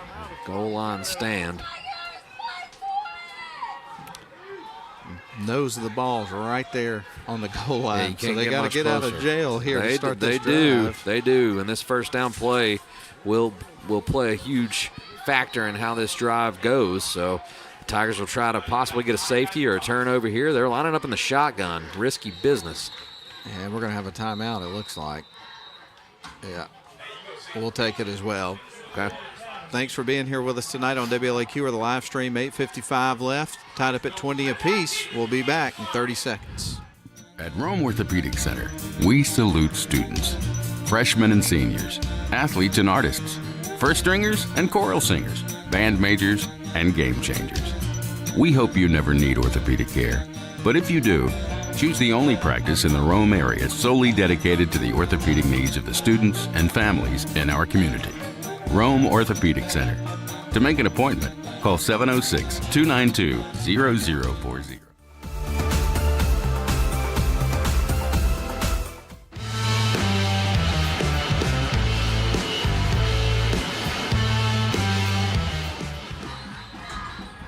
Welcome you back in live. We are at Chris Hunter Stadium. So glad to have you with us tonight for Darlington Tigers football. It has been an unbelievable barn burner tonight between these two teams. We're knotted up at 20 apiece 8:55 left to go in the game. Whitefield Academy has just taken over after a goal line stand, coming up with a stop, and now they've got to break themselves out of jail to get a drive going here. So the Darlington Tigers just needing to pin their ears back on defense and come up with a stop, get the ball back with good field position. Yep, yeah, you don't want to let them out from their goal line here. So Ryan ready to take the snap from the gun. He drops back into the end zone, puts some good air under this one. That's going to be incomplete. So a good start to the series here for the Tigers on defense. Absolutely. Boy, every pass they've thrown has been a three-step drop and fire.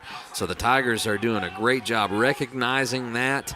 They've had some success on some of those slant routes and curls, but for the most part, they've shut the passing game down, and Whitfield's sticking to it. They're going to run out of that pistol exclusively, it seems like, tonight.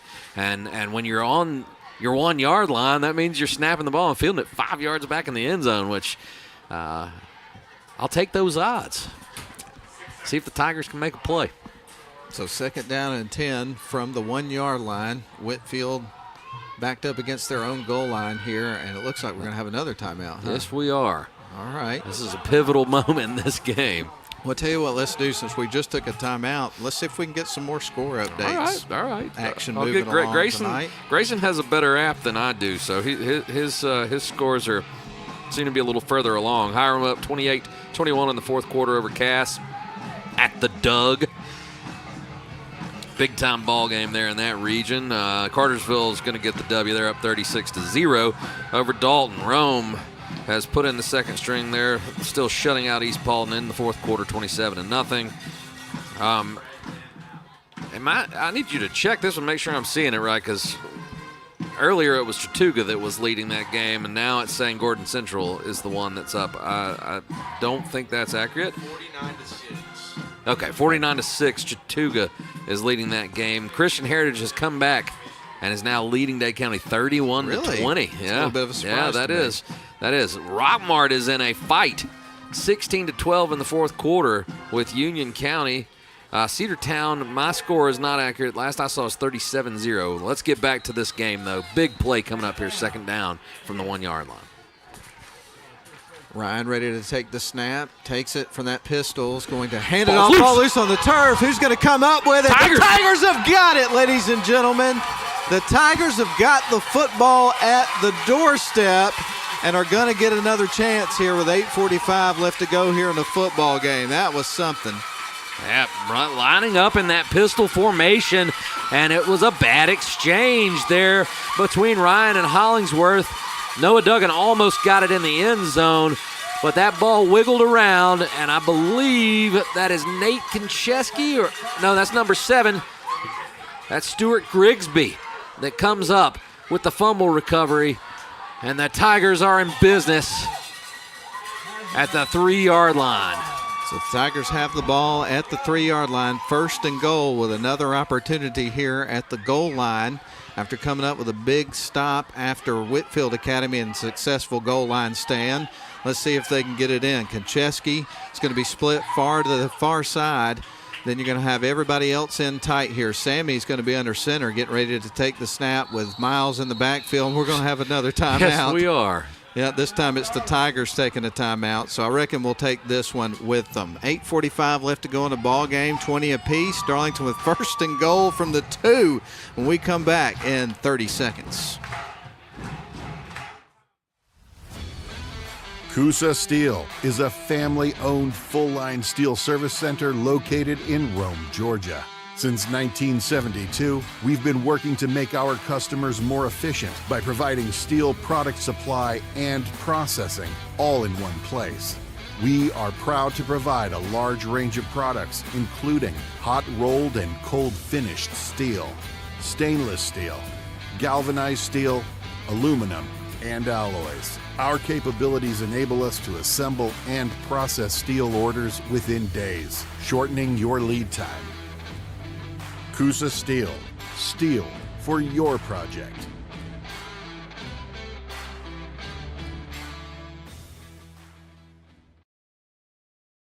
Fun, tremendous amount of energy here at the stadium today, and the Darlington Tigers with a golden opportunity here with the ball 1st and goal from the 3 as they get ready to take the snap. Sammy's going to get it and run it towards the end zone. Powell drives into the end zone. 3-yard run for a touchdown. There wasn't no doubt about it that time. Touchdown Tigers. They've got the lead. Sammy Konchesky's 2nd touchdown of the game. He thought he was in on that 3rd down play on the last possession. The crowd did too. He left, no doubt, as you said, Matt, into the end zone on 1st and goal. Tigers back up 26-20. And if DeSalu can pop this one between the uprights, they'll extend that lead to 7 at 27-20. So DeSalu on for the point after. Sammy Konchesky, who just ran it in for the touchdown, is going to handle the hold, and we'll get ready for the snap here in just a couple of moments. There it is. Looks good. Hold looks good, and that is right through the pipes. The Darlington Tigers lead this football game 27-0 here at home against a team that they're trying to exact some revenge over after being eliminated in the playoffs in the first round last year, 28-14 at their place. They're trying to get it done here. Yes, they are. Still a long way to go, but the Tigers lead this thing by 7, 27-20. And here's how things went. The Tigers were driving the field and were stopped on 4th and goal at the 1-yard line. That's where the Wolfpack took over. They ran on 1st down. They tried to pass the ball. It was incomplete on 2nd. A bad exchange between quarterback Landon Ryan and running back Mason Hollingsworth, and it was the Tigers' Stuart Grigsby that fell on the ball at the 3-yard line. On the very next play, Sammy Konchesky takes it in for a 3-yard touchdown run, his 2nd touchdown of the game, and the Tigers lead this one with 8:41 to go in the 4th quarter, 27-20. So Whitefield Academy getting ready to take the kickoff here in just a couple of moments. They'll send a couple of men back here to try to return this kick. And, of course, we've seen a couple of touchbacks in this game with DeSalu kicking the line drive, so we'll see how they play it this time around here. DeSalu trots to the ball, is going to kick it, and that one goes pretty deep. It'll be fielded about the 5-yard line. It's going to be brought out by Duck, who is a dangerous man, hurdles over a player or two, and then he's brought down at about the 38-yard line, but a good return there by Duck. Yeah. Some dangerous ball carriers on this Whitefield Academy team. Good field position for them to start this drive. Still a long way to go in this one. Bodie Powers coming off a little gimpy there after that special teams play. So the ball will be at the 38-yard line. That's where Whitefield is going to set up shop here. They're going to send a wide receiver to the far side. Lining up in that pistol formation is going to be Landon Ryan with Hollingsworth in the backfield, it looks like, with him, as we've seen a lot, obviously, in this football game for good reason. 1,000-plus yard rusher last year. He's already closing in on 400, if not surpassed that this season so far. He's blown up in the backfield, though, this time and takes a loss of about 2 or 3 yards. Great defensive pursuit right there by the Tigers. My, oh, my. Yeah, that's how you want to start a drive. That's how you set the tone. And it was Henry Ledbetter that lowered the boom. I had to pause a second since he's changed numbers. That's right. And Noah Duggan came in to help clean that one up as well, but you got him back behind the sticks. A 1-yard loss there as Ledbetter and Twyman and Wood and all the Tigers inspire the home crowd to make some noise. Oh, indeed. 2 wide receivers to the far side, pistol formation. There's the snap, 2nd down and 11. Going to go back to Hollingsworth this time. He cuts out to the outside and is able to get about 5 or 6 yards, bring up a 3rd down and about 6. Hollingsworth, such a patient runner. He just waits, shifts, gets behind his blockers. We've got a Wolfpack player down here and probably going to have injury time out. You're listening to Darlington Tigers football on WLAQ AM 1410, 96.9 FM, or online at WLAQ1410.com, or you're watching the live stream tonight provided by Darlington School and produced by Northwest Georgia Media. And we'll give you a little update here on the Braves. It's the bottom of the 8th. The Braves lead the Dodgers right now 6-2. It looks like they've got a runner on 2nd with 2 outs. And, that'd be a big win. Be a big win. Yeah. Huge win. That's some stiff competition there. The Dodgers are an excellent baseball team. So as you mentioned, man down here for Whitefield Academy this time. They are currently working on him. So we'll have a little bit of a break in the action in this game, in which Darlington leads at 27-20 over Whitefield Academy. And it was one of those games where coming into it, looking at these two teams and their progress throughout the season, kind of had a feeling we were going to get a good one. But boy, this has really delivered the goods. Well, we knew it was going to be a good one when we sat across the table from the head Tiger, and he said, I wanted this one. I felt like we could have taken them last year. Wanted to see if we could get them here at Darlington. Well, he got them, and they were ready. And we've still got a long way to go to finish this one, but the Tigers have certainly come out here and played winning football. They've just got to finish it. And this play could go a long way in doing just that. All right, this big third down coming up here. 3rd down and 6, ball at the 43-yard line. Whitefield Academy with the football, looking off to the sidelines. Out of the injury timeout, their quarterback, Landon Ryan, is going to line up in that pistol set, going to send 2 wide to the near side, and then a couple on the far side of the formation, working from right to left. There's the snap to Landon. He turns, going to hand it off to Hollingsworth, and they wrap him up and get him down. Yes, they do. A good 3-4 yards short of the first down, bringing up a 4th down. You've got to think they'll punt here. I mean, that's 4th and 4 on your own 46-yard line. It would be a gutsy call to go for it. And right now they're keeping the offense out on the field, so we'll see what happens. It's decision time for sure. It is. Now, factoring into this decision, they had to burn a couple of timeouts. They've only got 1 left here, so if they kick the ball back to Darlington, Darlington just needs a couple of first downs, and they could pretty much melt this clock away. So, indeed, they're going for it. Pistol set, 2 wide on each side. Big 4th down. Darlington needs a stop. Ryan getting ready to take the snap here. Going to have some motion first. No flag. There's the snap. There the flags. Quarterback scrambling for his life. Gets away from a couple of guys. Puts the ball in the air. And it's going to be caught at about the 23-yard line. But, again, we've got 2 flags back down the field. You had 2 guys jump at the same. You cannot do that. That is a procedure penalty. That play will not count. Back them up 5 yards. And now they've got another decision to make, but it'll be 4th and 9 this time instead of 4th and 4.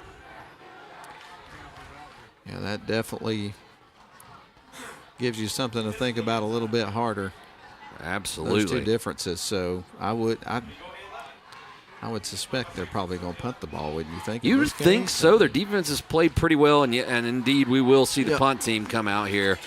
A great throw there. Let's give credit where credit's due. Landon Ryan scrambled around and was able to look downfield and find Bryson Logan, get him behind the defense and connect on the pass. But as soon as the ball was snapped, right before it was snapped, we saw that was a procedure penalty, and that will nullify that play. And Darlington's going to take a timeout here. All right, we're going to actually take this one with them. 6:10 left to go in the ball game. Darlington leads at 27-20. 4th down and 8 with the ball at the 41-yard line coming up for Whitefield Academy when we come back in 30 seconds. Shop for your next car, truck, or SUV at Riverside Auto Group. Check out riversideautogroup.com today to browse their selection or visit with them in person at Riverside Chevrolet GMC in Rome, Riverside Toyota in Rome, and the all-new Riverside GMC Cadillac in Cartersville. Locally owned and operated by the Welburn family since 1974. That's Riverside Auto Group. Visit riversideautogroup.com.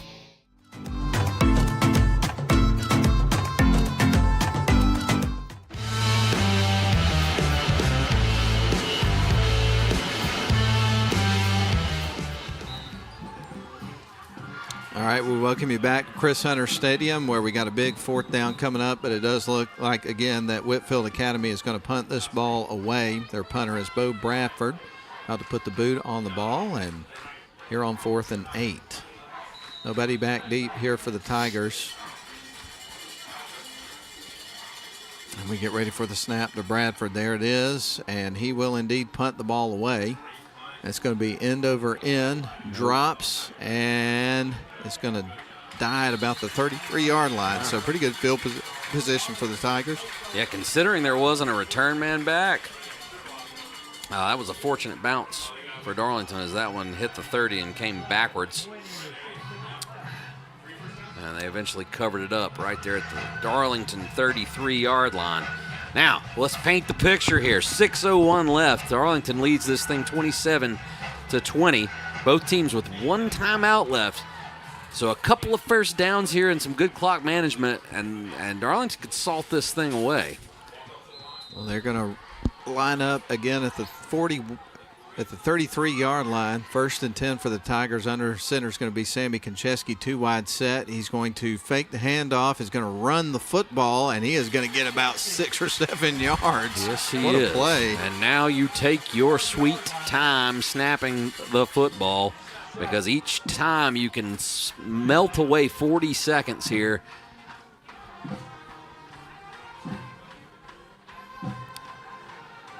And they will do just that. Sammy coming over to the sidelines, talk to the coaching staff. Wipes his hands a little bit. Wipes his hands. It's wet out there, you know. Ball security. Right. Strut back out all there. All the things, you know. And here they go. We're now down to 10 seconds on the play clock. 2nd down and 3 for the Tigers. 5:18 left on the game clock. Here comes the snap to Sammy. He turns, fakes the handoff. There's the pitch. Gets it to Donaldson, and he gets through for a first down. Gets the ball across the 45. Another positive play for the Tigers. Did he stay in bounds? Moving the chains. Yeah, huge first down. Just going to look over here and see if he stayed in bounds, see if that clock should keep rolling. Right now it is stopped while they reset the chains. Oh, no, he went out. He went out, so that will stop the clock. So going to send a wide receiver to the near side, one on the far side. Nate's on the far side. Going to have more here on the near side. Quarterback under center taking the snap. He's going to run the football around the line of scrimmage, gets it out about 5 yards, bringing up 2nd and 5.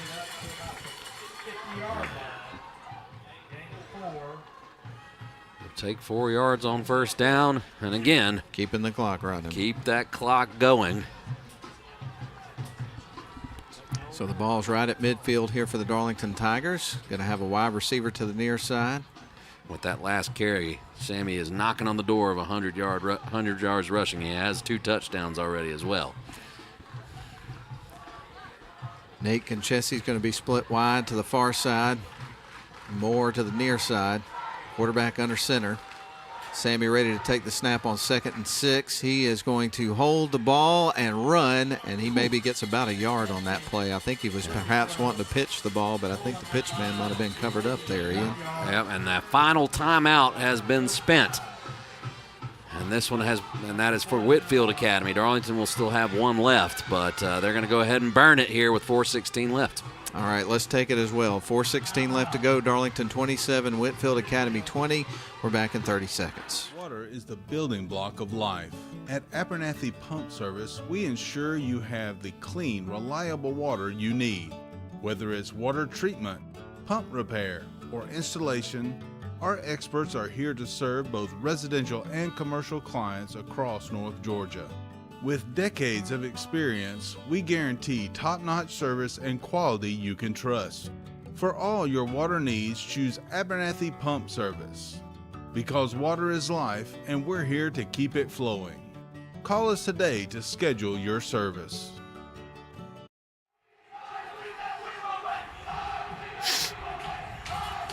All right, just coming out of the Whitefield Academy timeout. We've got 4:16 left to go. What's the chant we got going on right now? I believe that we're going to win.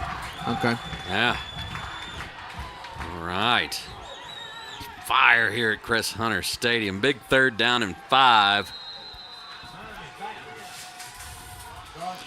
All right, so the Tigers back at the line of scrimmage here with a big 3rd down play. Under center is Sammy. He takes the snaps, going to pitch it. Little toss sweep here to Donaldson. He gets tripped up. I believe he's going to be short a yard or 2 of the first down. He is. And now, decision time for Darlington. I think it's really close. 2 yards to get the first down. The Tigers players want to go for it, and I think they're going to. But I think they'll probably let this clock get low and spin that last time out so they make sure they've got the right play. Maybe not, though. We'll see. We will see. They're lining up to go for it. Nate Kacheski wide to the left. On the near side, you got Moore under center as Sammy. 4th down and 2. There's the snap. Going to give it to Miles, and he pummels his way through.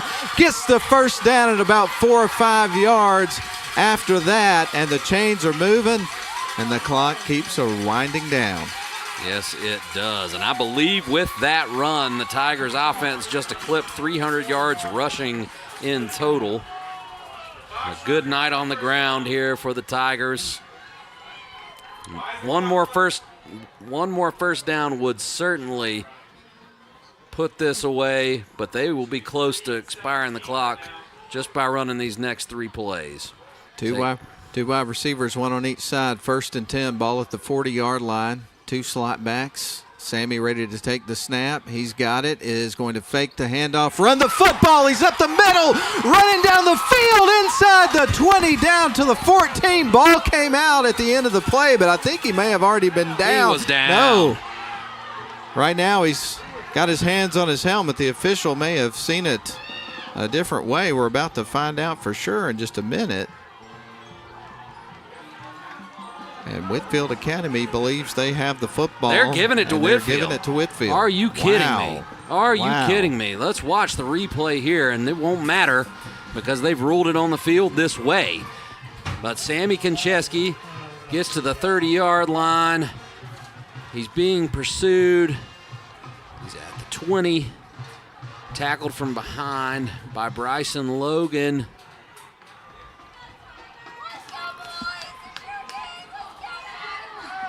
That ball is moving. It's close. I can't tell. It doesn't matter. Looked like the knee was down. Well, only one thing to do now, get a stop. So now Whitefield Academy is out on the field with their offense. Tigers have got to shake off the most recent events and try to come up with something on defense here. Pistol formation, 3 wide set on the far side, 1 on the near. There's the snap, going to hand it off, go back to Hollingsworth, and boy, he gets tripped up just in time. Short gain of about 2 or 3 yards. Who made that tackle, boy? I think that was Ledbetter and Konchesky. Try to check that. They're probably going to move quick considering they have no timeouts. 2:24 left to go on the clock ticking. 27-20. Darlington leads it. Trips to the near side. 1 receiver to the far side from this pistol formation. Ryan ready to take the snap on 2nd down and 7. Going to get it to a receiver here in the flat, and he's tripped up by Sammy Konchesky. And Konchesky got the tackle last time as well. So 2 tackles on this drive by Konchesky. Clock is ticking. We're at 2 minutes. Going to be a little bit short of the 1st down. They need about a yard. It's 3rd down, 1:55 left to go in the ball game. 3 wide receivers to the far side, 1 on the near. Ryan takes the snap. He's going to hand it off to Hollingsworth. They're going to run it out to the far side of the formation, try to get it to the sidelines. He's wrapped up and brought down. Does get the 1st down, but the clock's still going.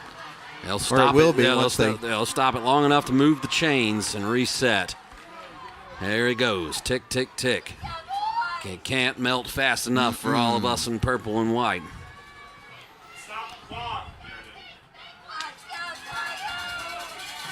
So 1st and 10 here for the Wolfpack. 3 wide receivers to the near side, 1 on the far. Hollingsworth in the backfield here with Ryan. He'll flank his left. There's the snap. Dropping back is looking downfield as Ryan. He's got company in the backfield, is able to get out away from the pressure, gets out of bounds after a pickup of about 6 yards. Yeah, heads up play there by Ryan to scramble and get to the boundary. That will stop the clock and give them a chance to catch their breath. Another important thing to note is the Tigers still have 1 timeout left. They were able to hold on to it on that last drive and could come in handy. 3 wide receivers to the near side, 1 on the far side. Pistol formation. Ryan ready to take the snap on 2nd and 2. Puts the ball in the air, connects with a receiver, and he is able to get the 1st down, stays in bounds. That was to number 3, Bryson Logan.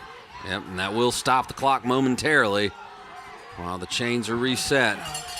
All at the 40-yard line, still on Whitefield's side of the field. 27-20, Darlington on top. Pistol formation. Ryan takes the snap, hands it off, goes to Hollingsworth, goes up middle, carries a couple of guys, gets about 9-10 yards there on that play. We'll see where they spot it.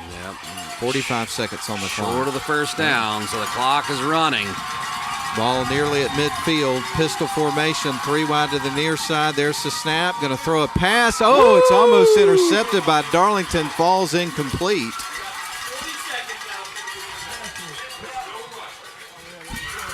.8 seconds on the clock. As the excitement builds here on both sides, the fans are, of course, into this football game. What a game we've had tonight. Darlington leading it right now 27-20. They're fired up, aren't they? And no shortage of excitement. Going to have 3 wide receivers to the near side, 1 on the far side for Whitefield Academy. Pistol formation, Hollingsworth in the backfield with Ryan. Ryan takes the snap, turns the give, and they're able to get the first down and move the chains and stop the clock momentarily. That's right. They're going to have to move quick. They may clock the ball here. Quarterback takes the snap, and he does clock the football. I tell you what, a stop in the boundary right here is going to make it hard to run more than 3 or 4 plays max if things go right here for Whitefield. But if Darlington can get 1 tackle short of the chains, it's going to be hard to run more than 2 plays. Pistol formation, 3 wide near side, 1 on the far side. There's Ryan looking to throw, unloads the ball. It's in the air, and that is going to be caught, but was he out of bounds? They're going to rule it a catch. It won't matter. Yeah. It won't matter. Ruled it a catch, and then I guess he fell out of bounds. So. All right. So the catch is made in bounds. Yeah, yes. Yeah, he was. Bud is down, so the clock should run when it's reset. So it's going to be first down. And the ball at the 16-yard line in the red zone here for Whitefield Academy. 18.8 seconds. They must have ruled that he went out of bounds because the clock's not moving. So here we go. They'll go to that pistol formation here. There's the snap. Ryan rolling out. It's going to throw a pass towards the end zone. Batted away by Darlington's defense. What a play. Getting his hands up there, knocking it away. Was that Jace Donaldson? I believe it was. So. All right.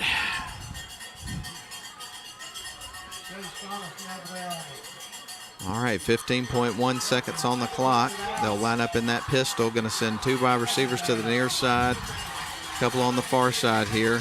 Ryan ready to take the snap with 2nd and 10. There's the snap. Going to roll back, looking to pass, and that's going to be incomplete. Oh, my but a flag goodness. comes in. They're going to say Donaldson got there early. So this will advance the ball. What?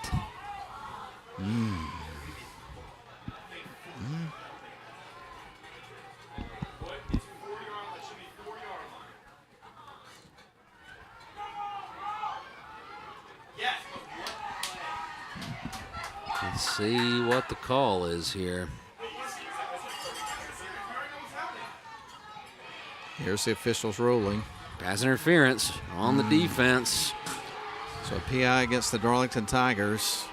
Let's see where that marches this ball. Wouldn't you think it was a spot? I thought it was a short pass. Shouldn't be a... Okay.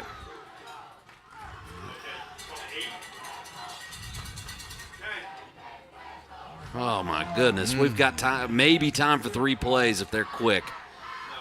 Oh, the drama is thick. Where did they put the ball? I think they're putting it on the 8-yard line. Okay.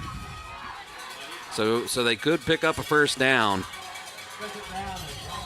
So 2nd down and 1 to go with the ball at the 8-yard line. 11 seconds left on the clock. Going to have 3 wide receivers on the near side, 1 on the far side. Ryan lined up in the pistol. There's the snap. He's got Duck in the backfield. Quarterback is going to tuck this football and run. Can they stop him? Yes, they do. They drop him at the goal line, and the clock will run out. And nope. He'll run one more play. Here's the snap. Ryan's going to clock the ball. Oh, it boy, all 0.8 comes down to seconds this. left. He picked up a first down. My goodness. My goodness. Whew. Either way, they get the opportunity for one more play, and it all comes down to this. No shortage of drama in this one for sure here at Chris Hunter Stadium. 27-20 is your score. 0.8 seconds left on the clock. Where's the ball spotted? Looks like it's about the. Is it the one? I think it's at the one. Yeah. Yeah. The one. Okay. Here we go.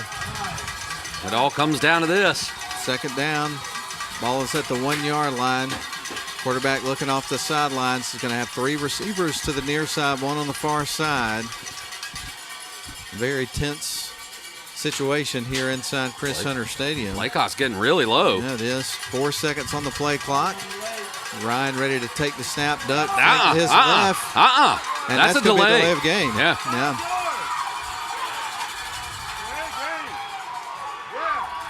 All right, so delay of game against Whitefield Academy with 0.8 seconds left to go.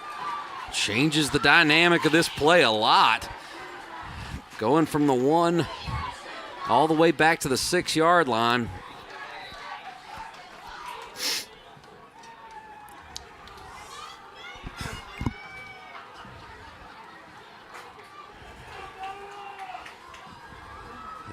They've got Bryce Duck in the backfield. I think they're going to go empty here, though, Matt. He's going to line up in the slot now. Yeah. You're right. It's going to be a shotgun formation. Empty backfield, 5 receivers, 3 to the near side, 2 on the other side. Dropping back is Ryan. Dart towards the end zone, and it's intercepted. The Tigers win the football game. Sammy Konchesky spikes it and runs down the field. The Tigers survive the ball game and win it 27-20. What a football game. What a win. And what a game. What a way to go 2-2 to start the season. Man, that was incredible. Absolutely. Oh, the drama was so thick you could cut it with a knife, and the Tigers found a way to pull it off. What a win.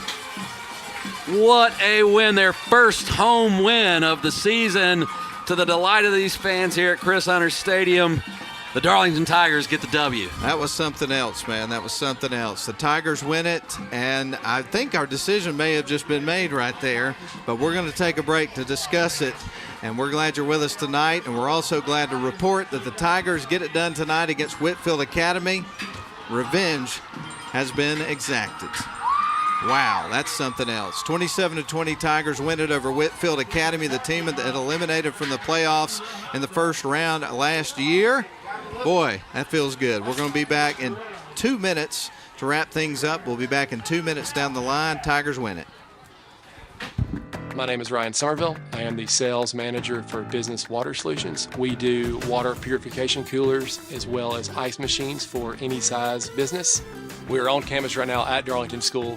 Super happy to be here. They're one of our biggest customers. I myself played sports here. Our 2 founders played sports here. It was absolutely our pleasure to be a sponsor for Darlington Athletics.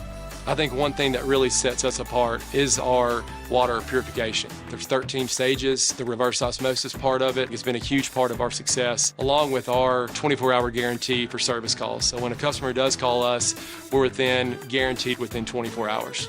We were able to provide a touchless water system to make it more COVID-friendly in terms of germs and touching the water system. One thing I always say is we're not selling a product, we're selling our service. That's what we really push for every single day, is to have a customer service experience like they've never had before.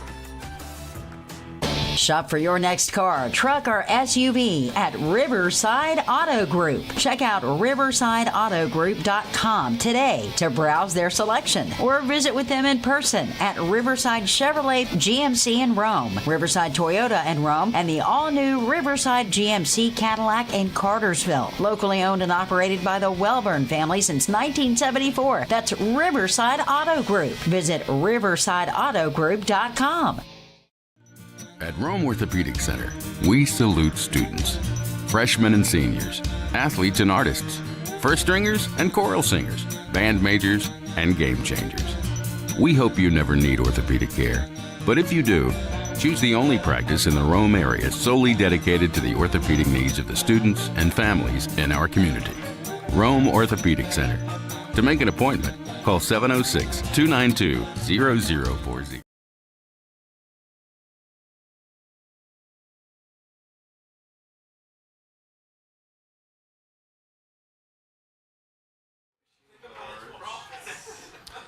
Welcome back to Darlington Tigers football on WLAQ and also the live stream. We had a good one tonight. Definitely a very stressful game to be a part of, no matter what perspective you're looking at it from, but it results in a W here for the Darlington Tigers, and a big one. That was a good football team that Darlington took down tonight, 27-20. A thriller by the Lakeside that had as many twists and turns as a week's worth of Days of Our Lives. That was something else.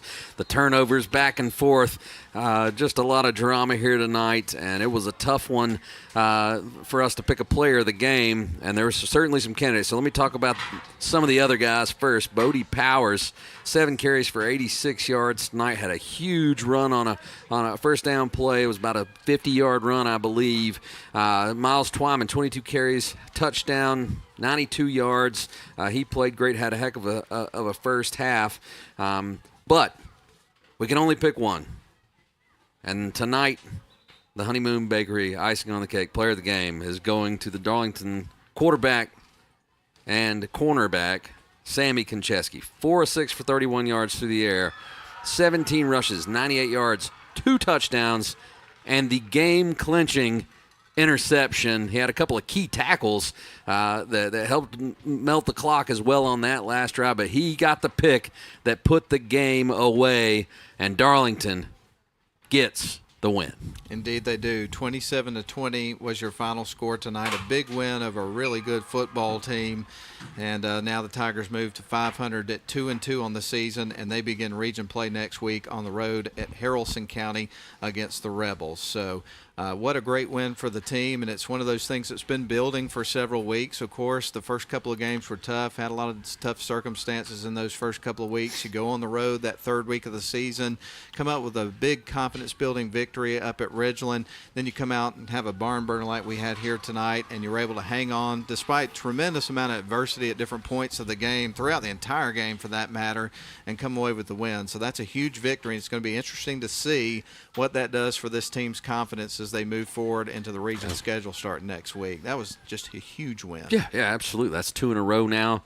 Had a tough start to this season, got the big win on the road. Now they get to come home in front of their fans and get a win over the team that knocked them out of the playoffs last year. This is a really good Whitefield Academy squad that they beat tonight. So this is a big win, and to win it in the way they did just shows the resolve of this team, one, and it tells them we can beat the big boys. We're ready to go into region play and get it done and compete for a championship.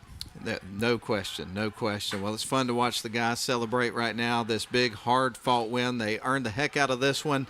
I'm sure they'll enjoy watching some college football, maybe get a little bit of a break tomorrow, but then it's right back to work as they get prepared for region to start next week at Haralson County. And, of course, we will be there with them on WLAQ and also the live stream produced by Northwest Georgia Media and presented on the social media channels and YouTube for Darlington Schools. So that's pretty much going to put a wrap on our end, but we still have more football coverage coming up for you tonight. I'm sure the guys are going to have a lot of fun with the Rome Orthopedic Center High School Football Scoreboard Show. Do want to encourage people to call in. They want to hear about the different games going on. If you were at this one, if you want to say some things about the Tigers and their performance tonight, call 706-232-7767. That's what that show is all about. A listener-driven show where you can call in and talk to Lynn and Austin. They certainly welcome your phone call, so give them a call. Yes. Give those boys a call, and let's hear about tonight's action. I'm tuning in as soon as I hit the car. I want to take an opportunity to thank our radio sponsors tonight, Rome Orthopedic Center, Advent Health, also Avery Drugs, Georgia Highlands College, Harbin Clinic, Riverside Auto Group, Ware Mechanical, and Honeymoon Bakery. For Grayson Atkins doing stats for us tonight.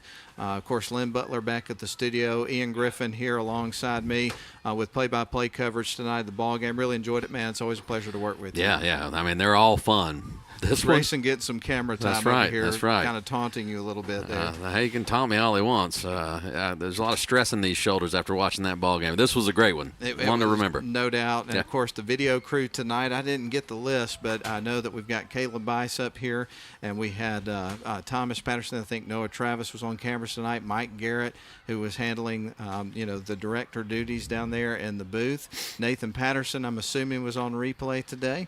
So I think that pretty much should cover most everybody. Anybody I'm leaving out there, Grayson? It was Benton, not Noah, excuse me. So we'll make that correction there. But thought we'd throw that out there to you. But for you, the listener, we appreciate you. And with that said, now we got our list here. Okay, so we've got Benton Potts and Zane Nicholson on press box cameras. Then we've got Nathan Patterson, Thomas Patterson on replay, graphics, Caleb Bice, director Mike Garrett, and then again commentary courtesy of WLAQ, Matt Davis and Ian Griffin. So with that said, I think we've got all our boxes checked, and we're going to get out of here. 27-20, Darlington Tigers victorious over Whitefield Academy Wolfpack. We're going to send it back to the studio for the Rome Orthopedic Center High School Football Scoreboard Show. Have a great night, everybody. Go Tigers. Ain't nothing like a Tiger on a Friday night. Especially tonight. Good night, everybody.